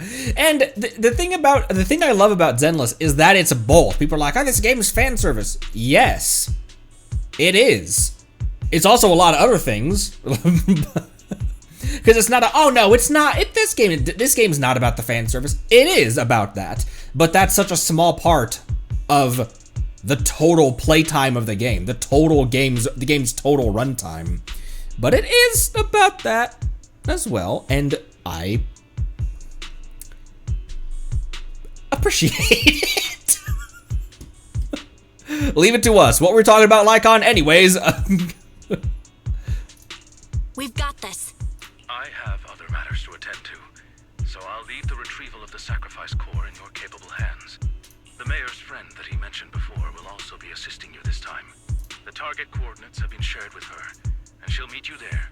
Please ensure your safety, and I wish you all the best. Lord Phaethon, we'll head out as soon as you're ready. We must obtain the sacrifice core before Hartman does. Let's get going. Asset confirmed. Preparing to move out. You are still not quite ready. I'll bring. This was my mother's favorite style, so I like it a lot.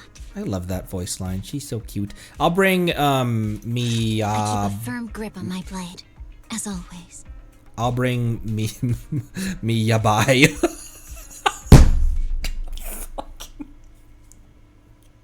Oh, me Yabai.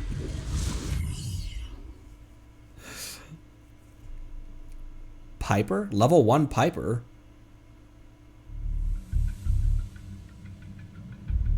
Where's the sacrifice core?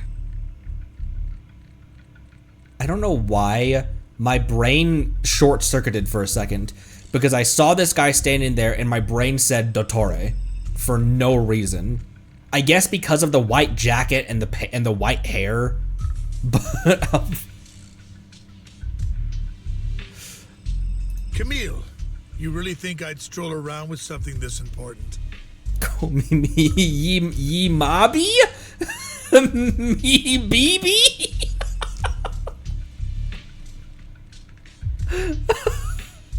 Plus, even though the Ravenlocks and the Exaltus have been working together for ages, I've hardly even met Lady Dina. I'm the one offering the sacrifice core here. I'm curious what Lady Dina's got lined up for me in return? I'm just here to verify that the core you mentioned is real. Once that's sorted, Lady Dina will give you a proper response. Our partnership isn't just talk. We need to be sure you have what we need before moving forward. Sure thing. I'll take you to where I keep the core. Once you verify it's legit, have Lady Dina come over. We'll lay everything on the table face to face. All right, lead the way. It seems Hartman is trying to bargain for more. What a greedy and insatiable man. It's just that... why would they only send Camille for something as important as the sacrifice core? And I can't shake the feeling that Camille doesn't want Hartman and Dina to meet. Why is that? Who's Dina? Who's this Dina he just mentioned? Is she the leader of the Exaltists? Kind of. Lord Phaethon, I really think we should hurry. We must get to where Hartman keeps the core before anyone else does. I played the route already. I've got a shortcut planned, but there are gonna be ethereals along the way. I'll let you handle them, Vivian. Oh my gosh, look at Vivian is locked the fuck in. I have to screenshot that. Look how locked in this woman is. Don't worry, Lord Phaethon. You are in capable hands. I'll ensure your safety. I trust you. Wow, look at my fox. Look at my elegant fox. Forgot about that. Allow me. Ethereal! Stay away from Lord Phaethon! Oh my gosh, she's pissed. Ow, I didn't dodge any of those.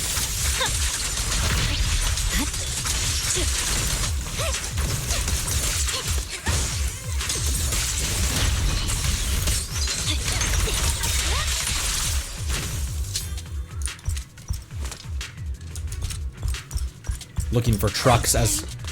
My turn. Looks like Looking for Hartman's trucks trying as to always. negotiate for more leverage. Look at this. Let's get out of here before we're spotted. Look at the spin she does when she... Oh! Whoa, her dragging that umbrella across the ground like Arlecchino drags her scythe. Stay away from me.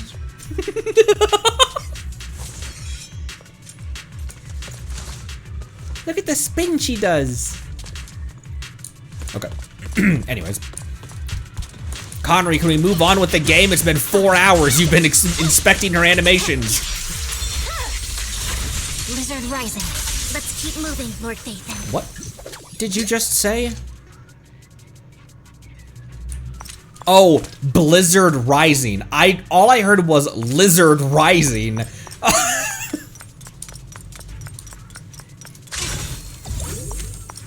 Lizard. What the fuck are you talking about, you crazy fox? Oh my gosh, Vivian is pissed. Listen to her voice.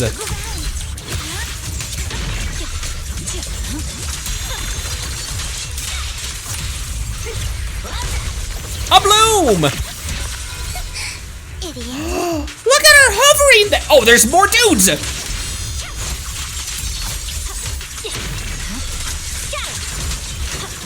Get her!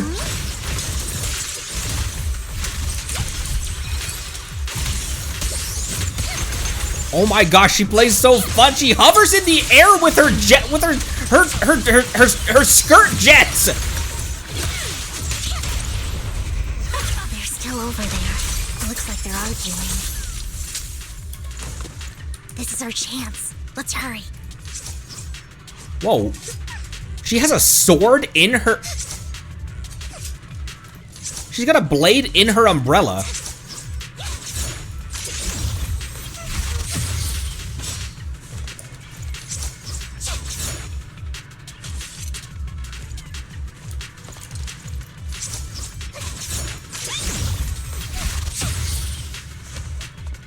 I love the Vivian squeaks.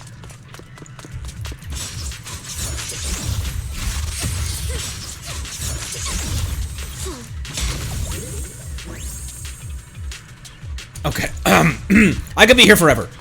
No matter who has the sacrifice core, Hartman or the Exaltists, it would be really Oh, shit. Hand over what's in the box. Or we do this the hard way. You sure talk big, little girl. Miyabi Let's see if you can get past me first. Let's hurry and secure the sacrifice core. Oh, hi! Holy shit! What the f- All was quiet, and then he appears with a machine gun. Lord Phaethon, the box is empty. So Hartman never kept the core here to begin with? How did you even find your way here? Where's the core in the box? What did you do with it? You call this keeping the sacrifice core safe? Just as everyone stands confronting each other, a voice comes from behind.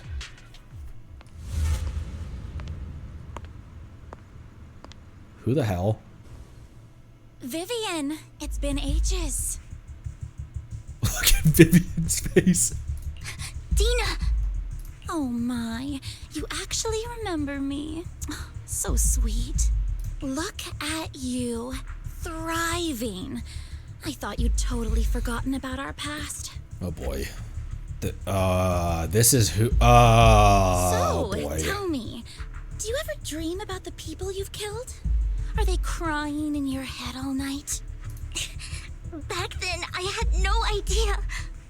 You had no idea? While you were soaking up all that love from Daddy and everyone else, you had no idea what was going on? I wasn't... Lady Dina, Miss Vivian didn't actually... Camille, when did I say you could meet up with Hartman today? I just wanted to make sure the sacrifice core is legit. I was worried Hartman might try to pull a fast one on us. Man, she rolled over quick. Really? So loyal. I thought you'd be more like the old days. Just a few words from Vivian, and you'd be plotting my demise. Just like what you did with Father. I won't, Lady Dina. Don't even think about betraying me, Camille. You owe me for what went down back then. However, I do understand your worries. This core, it's fake. No way! I got this straight from Hugo. It can't be fake. How can you just claim it's fake without any proof? Ugh, seriously? Dina approaches Hartman and coldly inserts the core into... Oh! Would you hear that noise? And then she just squishes it into someone's gaping laceration, and then just... Alright. Dina approaches Hartman and coldly inserts the core into an open wound on one of his subordinates. The guy collapses to the ground, screaming. Dina wipes her hands and casts a look of disdain. The sacrifice core can max out the ether particles within human bodies in no time at all. But look at your little subordinate. How uncouth. He's making noises like some animal. Can you shut him up? I wonder why. So annoying. The masterpiece Father made for the Creator isn't this worthless piece of junk you're holding. So, the real core. Vivian, where do you think the sacrifice core is really at? I don't know. If I knew where the real core was, I'd destroy it without a second thought. Dina, you understand what the sacrifices are.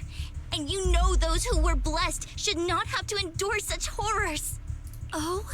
They shouldn't have suffered those horrors. Weren't you the one who decided if they'd be blessed or not? If it weren't for your tears, how would they have encountered such misfortune? How self-righteous, Vivian. Their fates were in your hands. It was you who brought disaster on them. Landon just needed an excuse. He needed someone to blame. Whether I shed tears or not, he'd treat living beings as mere subjects for his sacrifice experiments. Dina, you know all of this. Landon even went so far as to sacrifice you. Shut up, shut up, shut up! Father did it for his great cause. Vivian, why do you always mess everything up for me? Everything! You did it before, and now again! You just had to ruin my plan. I was so close to fulfilling Father's last wish. If you don't give me the sacrifice core, be prepared to become food for the ethereals. I told you I don't have the sacrifice core. Otherwise, I would have destroyed it already. Lord Phaethon, find the right moment to retreat. She can be quite unpredictable when her temper flares. I'm not going anywhere. I'm right with you. Oh, really? You don't have it? Then I suppose there isn't a reason to keep you alive. As Dina finishes her words, several explosions erupt, followed by tremors in the ground, signaling the rapid approach of numerous ethereals. In a panic, Hartman rushes to the car he summoned, taking Camille and Dina with him. Oh, ye cowards! More ethereals are coming.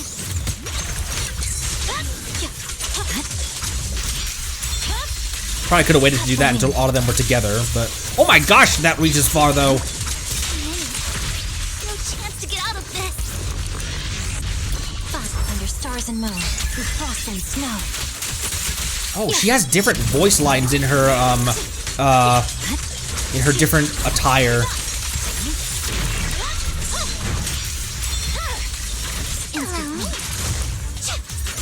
No. Take my first turn. Ah!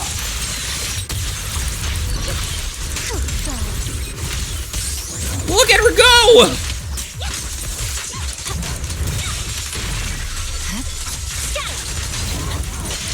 Stay away from Lord Phaethon! Oh, look at this guy. There are so many.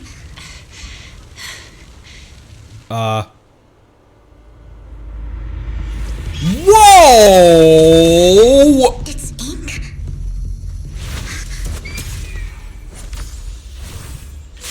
Jun Palace, good fortune, closed gate, safety. What? An evil miasma gathers here. Another place of conflict. If you wish to avoid disaster, then head southeast.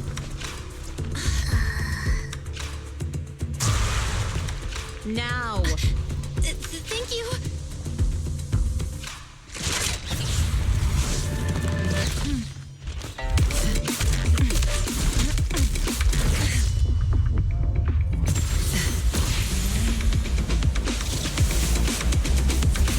It looked like he was dancing. Damn. Inkbird. Finally, peace and quiet. Hi. You must be Belle, right? Indeed. Mayflower mentioned a special partner might need my help. Okay, so that's another character who's powerful in team meta and also in canon as well. And you are... Can I ask, who are you?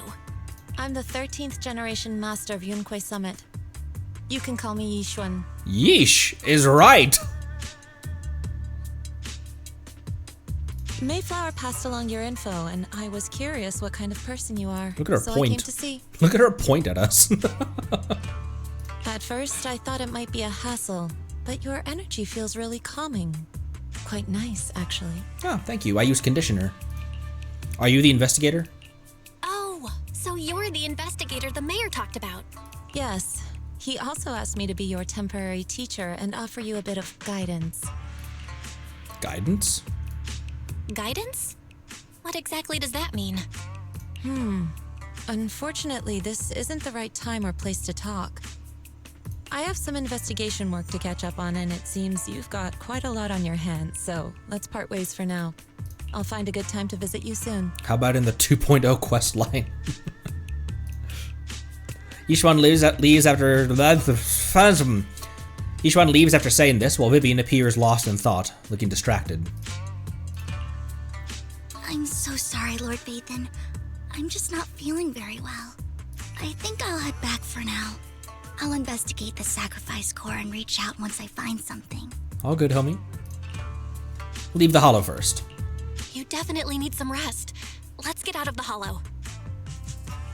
You can stay at our place, you know.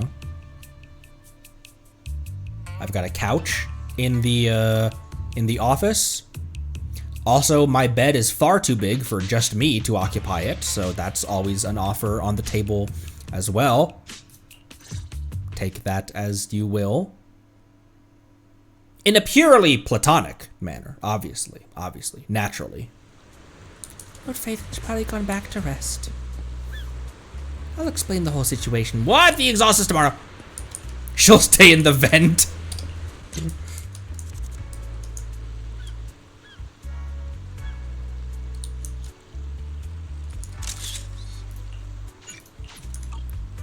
Hang on. VOD watchers can skip. VOD watchers can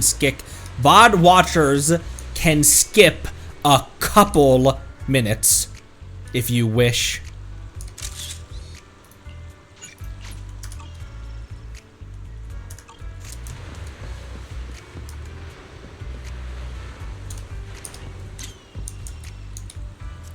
They can skirt.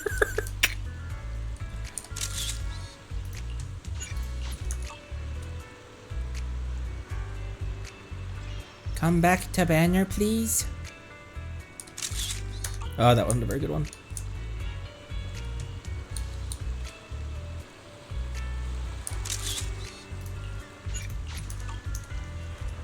Ooh, that one's good too. Okay, I'm done. Okay, I'm done. I'm fine. It's fine.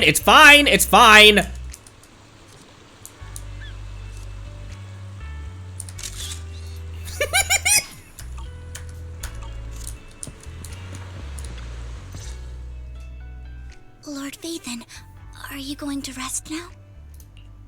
Feeling down? I'm not in a hurry to get back.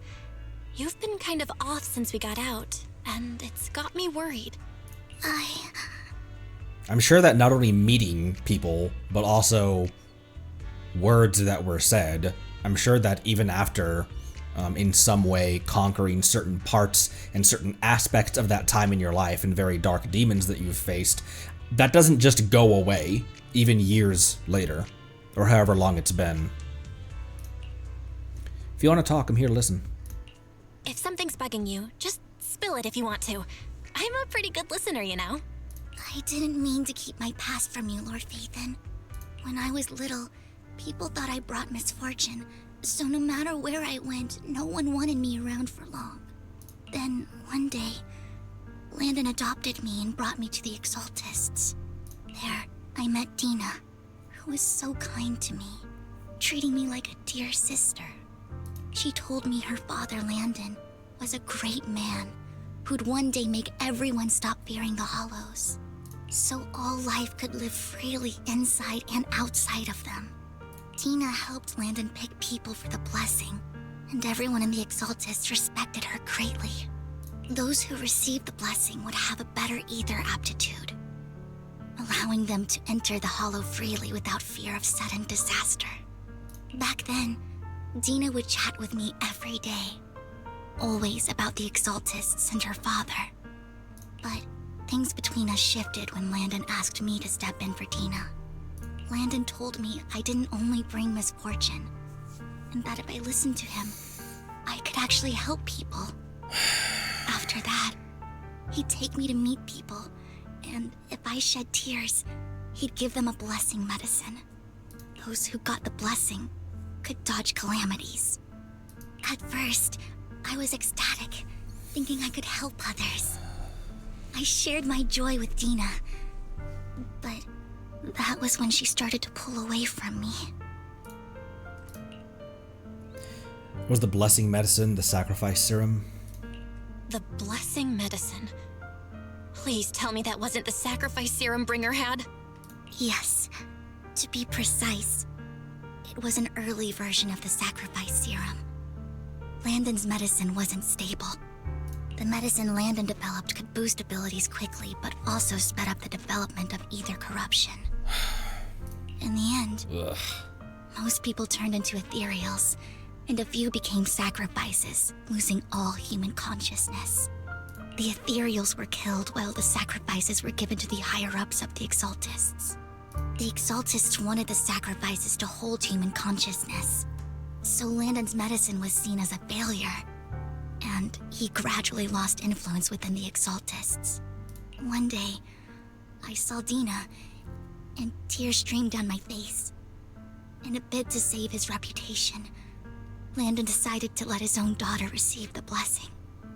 I had always thought that getting the blessing was a good thing, until I saw terror in Dina's eyes that day. That evening, I broke Landon's rules for the first time and followed him out of the Exaltist's residence. I trailed him to the Hollow, where I witnessed someone who had been blessed becoming corrupted. In the end, that person became an ethereal. Then, without hesitation, Landon killed him. Fuck. Before Landon returned, I went back to the residence and snuck into his study.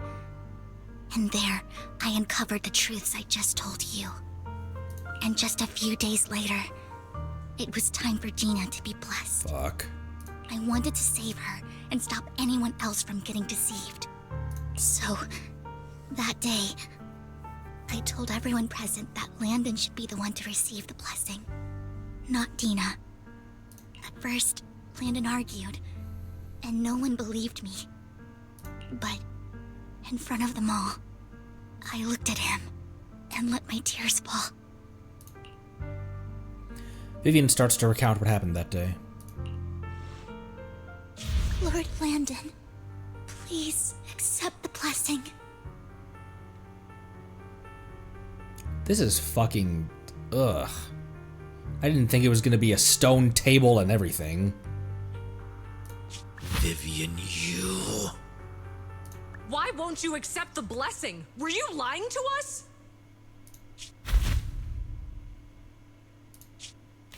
Ungrateful Oh! fool! of no use anymore!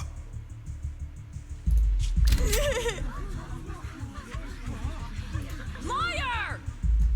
Run! Run! Dina! Dina, wake up! We have to go! Vivian? What's happening? Listen to me! Lord Landon's so-called blessing isn't...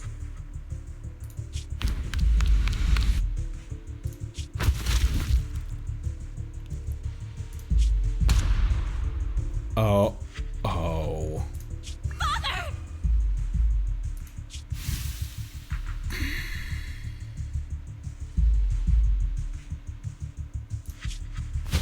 No, I was just...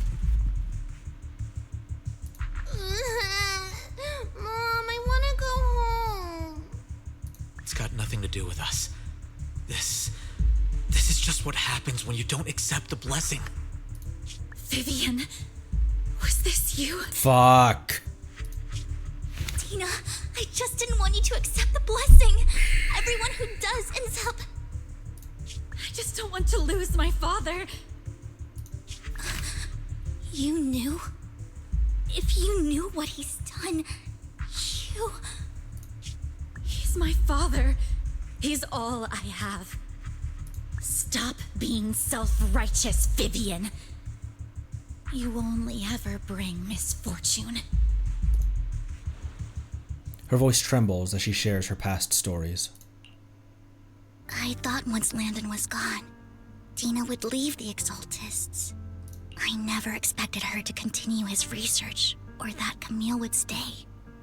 Camille lost her entire family in a hollow disaster, so she's always supported the Exaltists. She's not a bad person.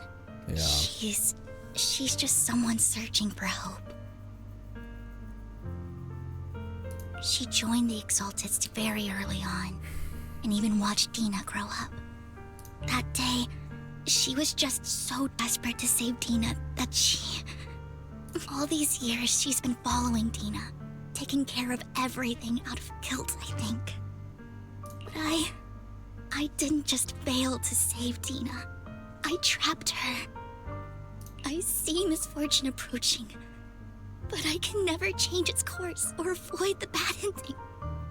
Maybe I really am a bringer of misfortune.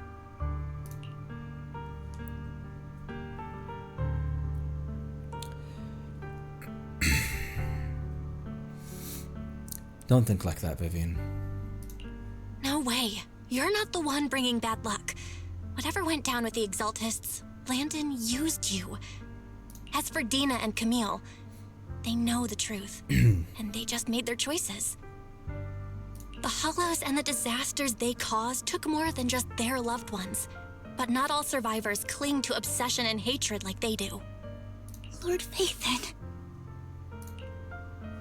You need to believe in yourself. You need to believe in yourself. You're currently resolving the sacrifice crisis with your own effort. I remember you saying you really like yourself now. So what's changed? Yes, that'll always be true. Thank you for listening to my story today. Years have gone by, but I've never had the courage to face all this.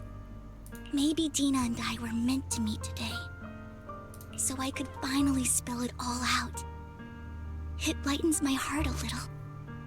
Lord Phaethon, you truly are a wonderful listener. Just come to me whenever you need. Whenever you're feeling down, don't hesitate to come to me. I will. It's been such a long day. You must be exhausted. I'll track down the location of the sacrifice core and let you know what I find. Good night, Lord Phaethon. After bidding farewell to Vivian, you head back to the video store. You see the collectible she gifted you on the table and it stirs a flood of memories. You've been through so much lately. You hope the sacrifice crisis can be resolved smoothly, pondering the whereabouts of the real sacrifice core. Weariness sets in, and before you know it, you drift off to sleep. When you wake, it's almost noon.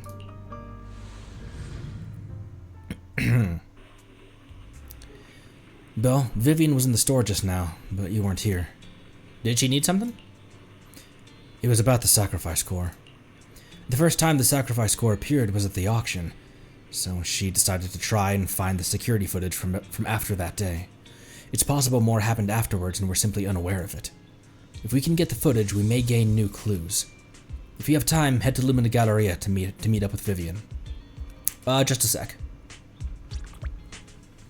Okay.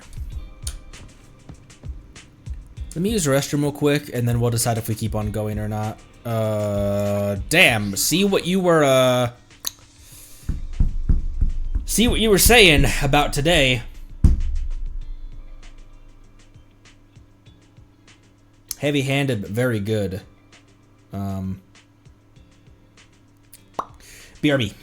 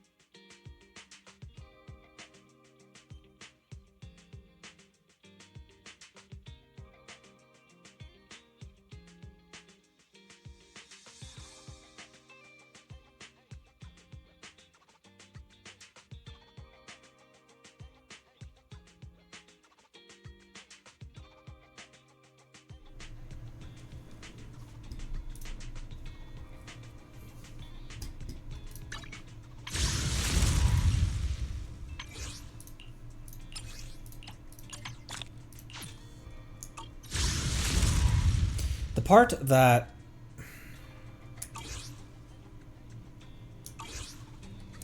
I'm still sitting with,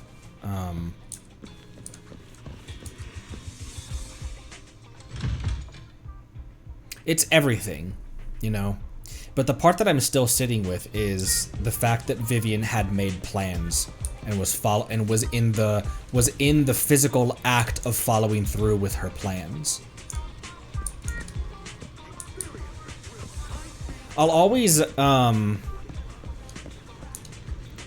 whenever a game, yeah,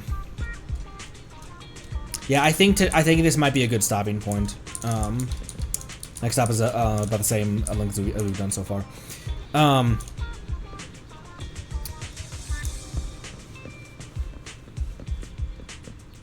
I'll always be critical, but also, like, whenever that subject matter is brought up in any kind of media, whether it's games or TV or film, short films, documentaries, true crime, whenever that is brought up, I always look at it somewhat critically because it can really change my enjoyment and opinion and like of the game, my enjoyment of the story and my immersion in it as well, depending on how well it's done, how well it's executed, and how respectively it's carried out. And it's because that is a major part of my story.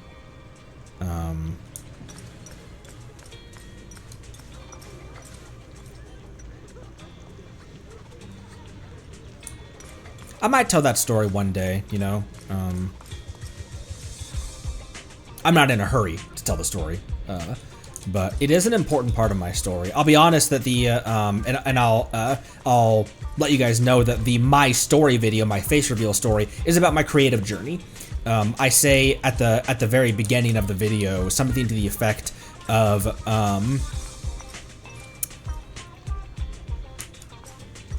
there's a lot of darkness that I could cover about my story, and there's a lot of things, there's a lot of heavy subject matter and heavy topics that are very core to my story and my growth as a man, as a human being, as a person, as somebody who's just a sentient being wandering around on this spinning ball that's spinning around in space, as we all are. And there are parts of my life that are very significant and very core to who I am and who I became, and my story that involve that. But I wanted the face reveal video to be more of a lighthearted video. I didn't want it to be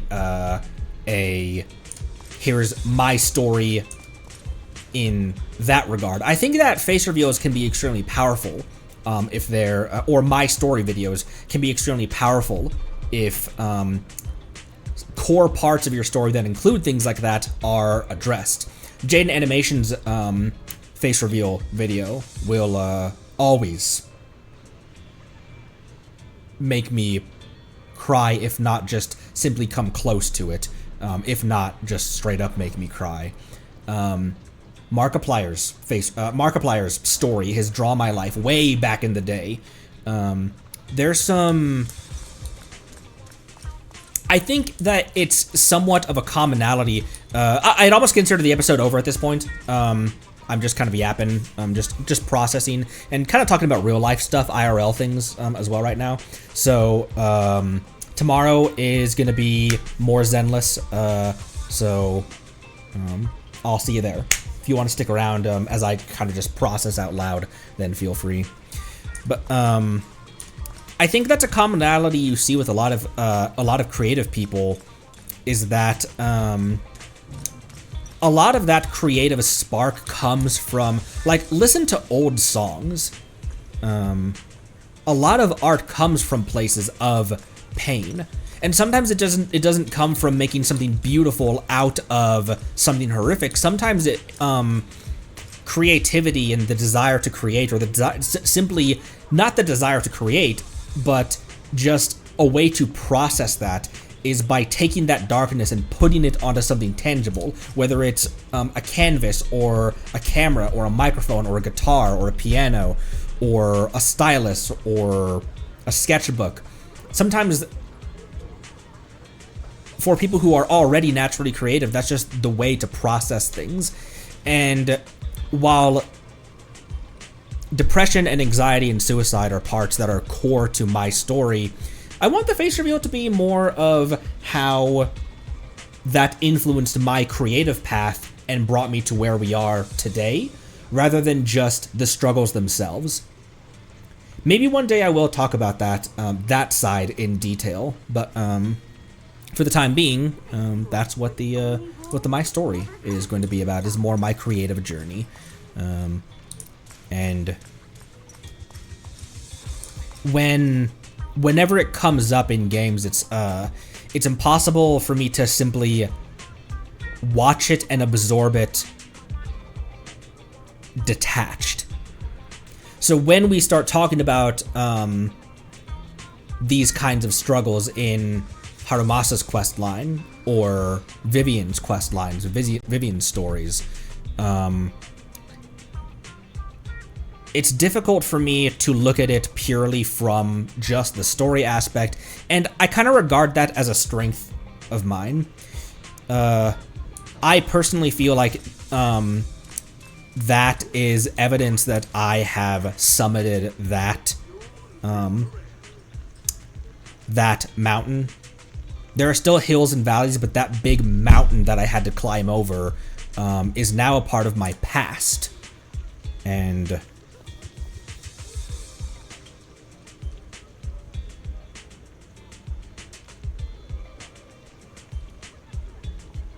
yeah.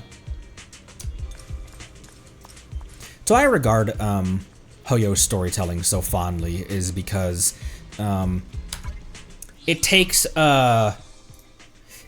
special stories and special it takes something special to be able to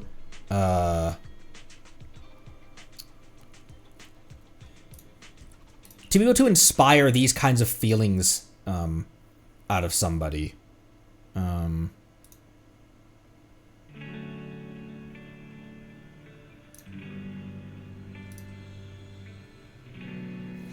I kind of mentioned it when I did my post about Sandrone returning as well, that like there are certain things in games that really just hit you, whether it's Tali or Tali and Garrus or Marston, Brock, Joel, Ciri.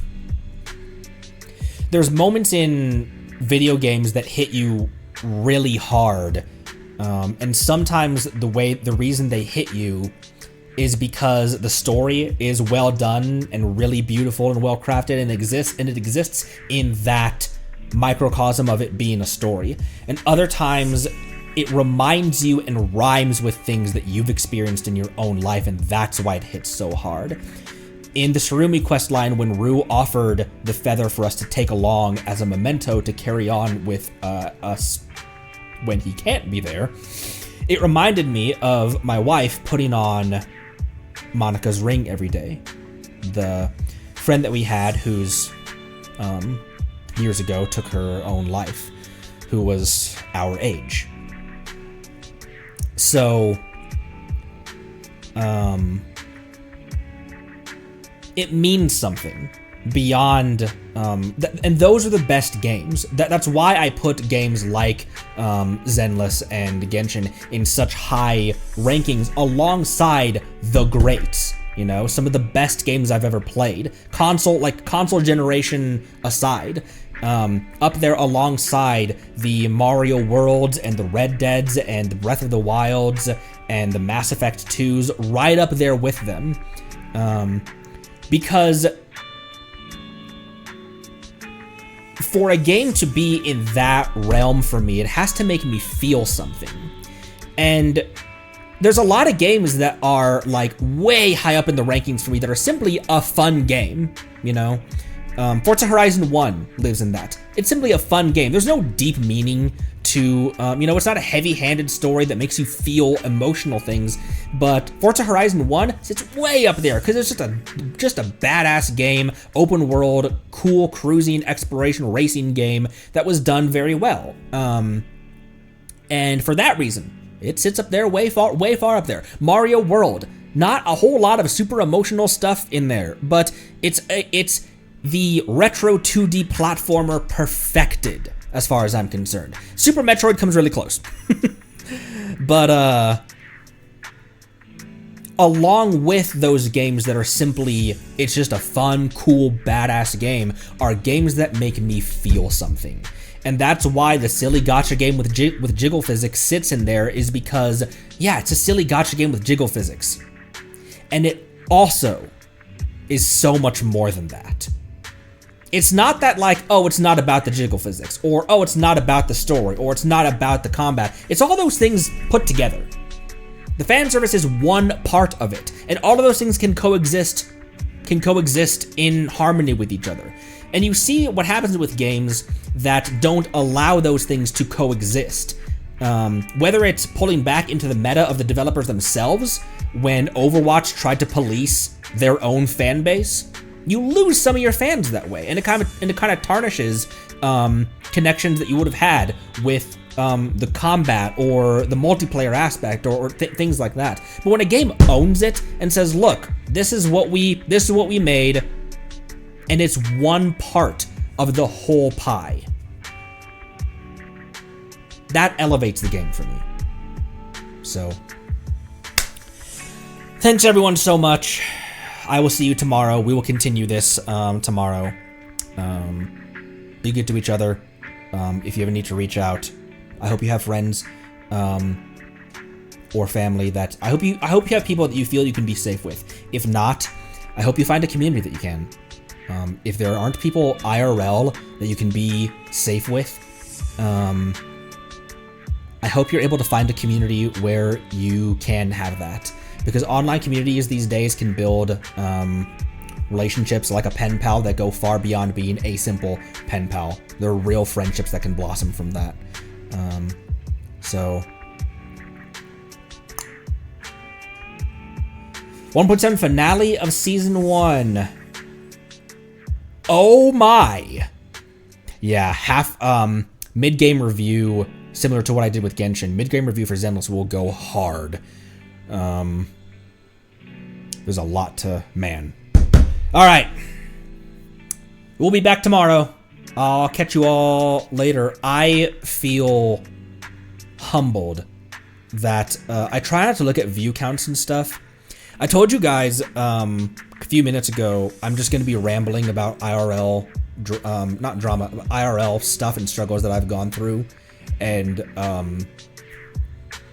the view counter did not change one single iota. And I feel very humbled by that. So, I'll see you all tomorrow. Thanks again. Good luck on your polls, everyone, on this new banner. Catch you later. Be good to each other. Love you lots. Thanks again. I'll see you tomorrow.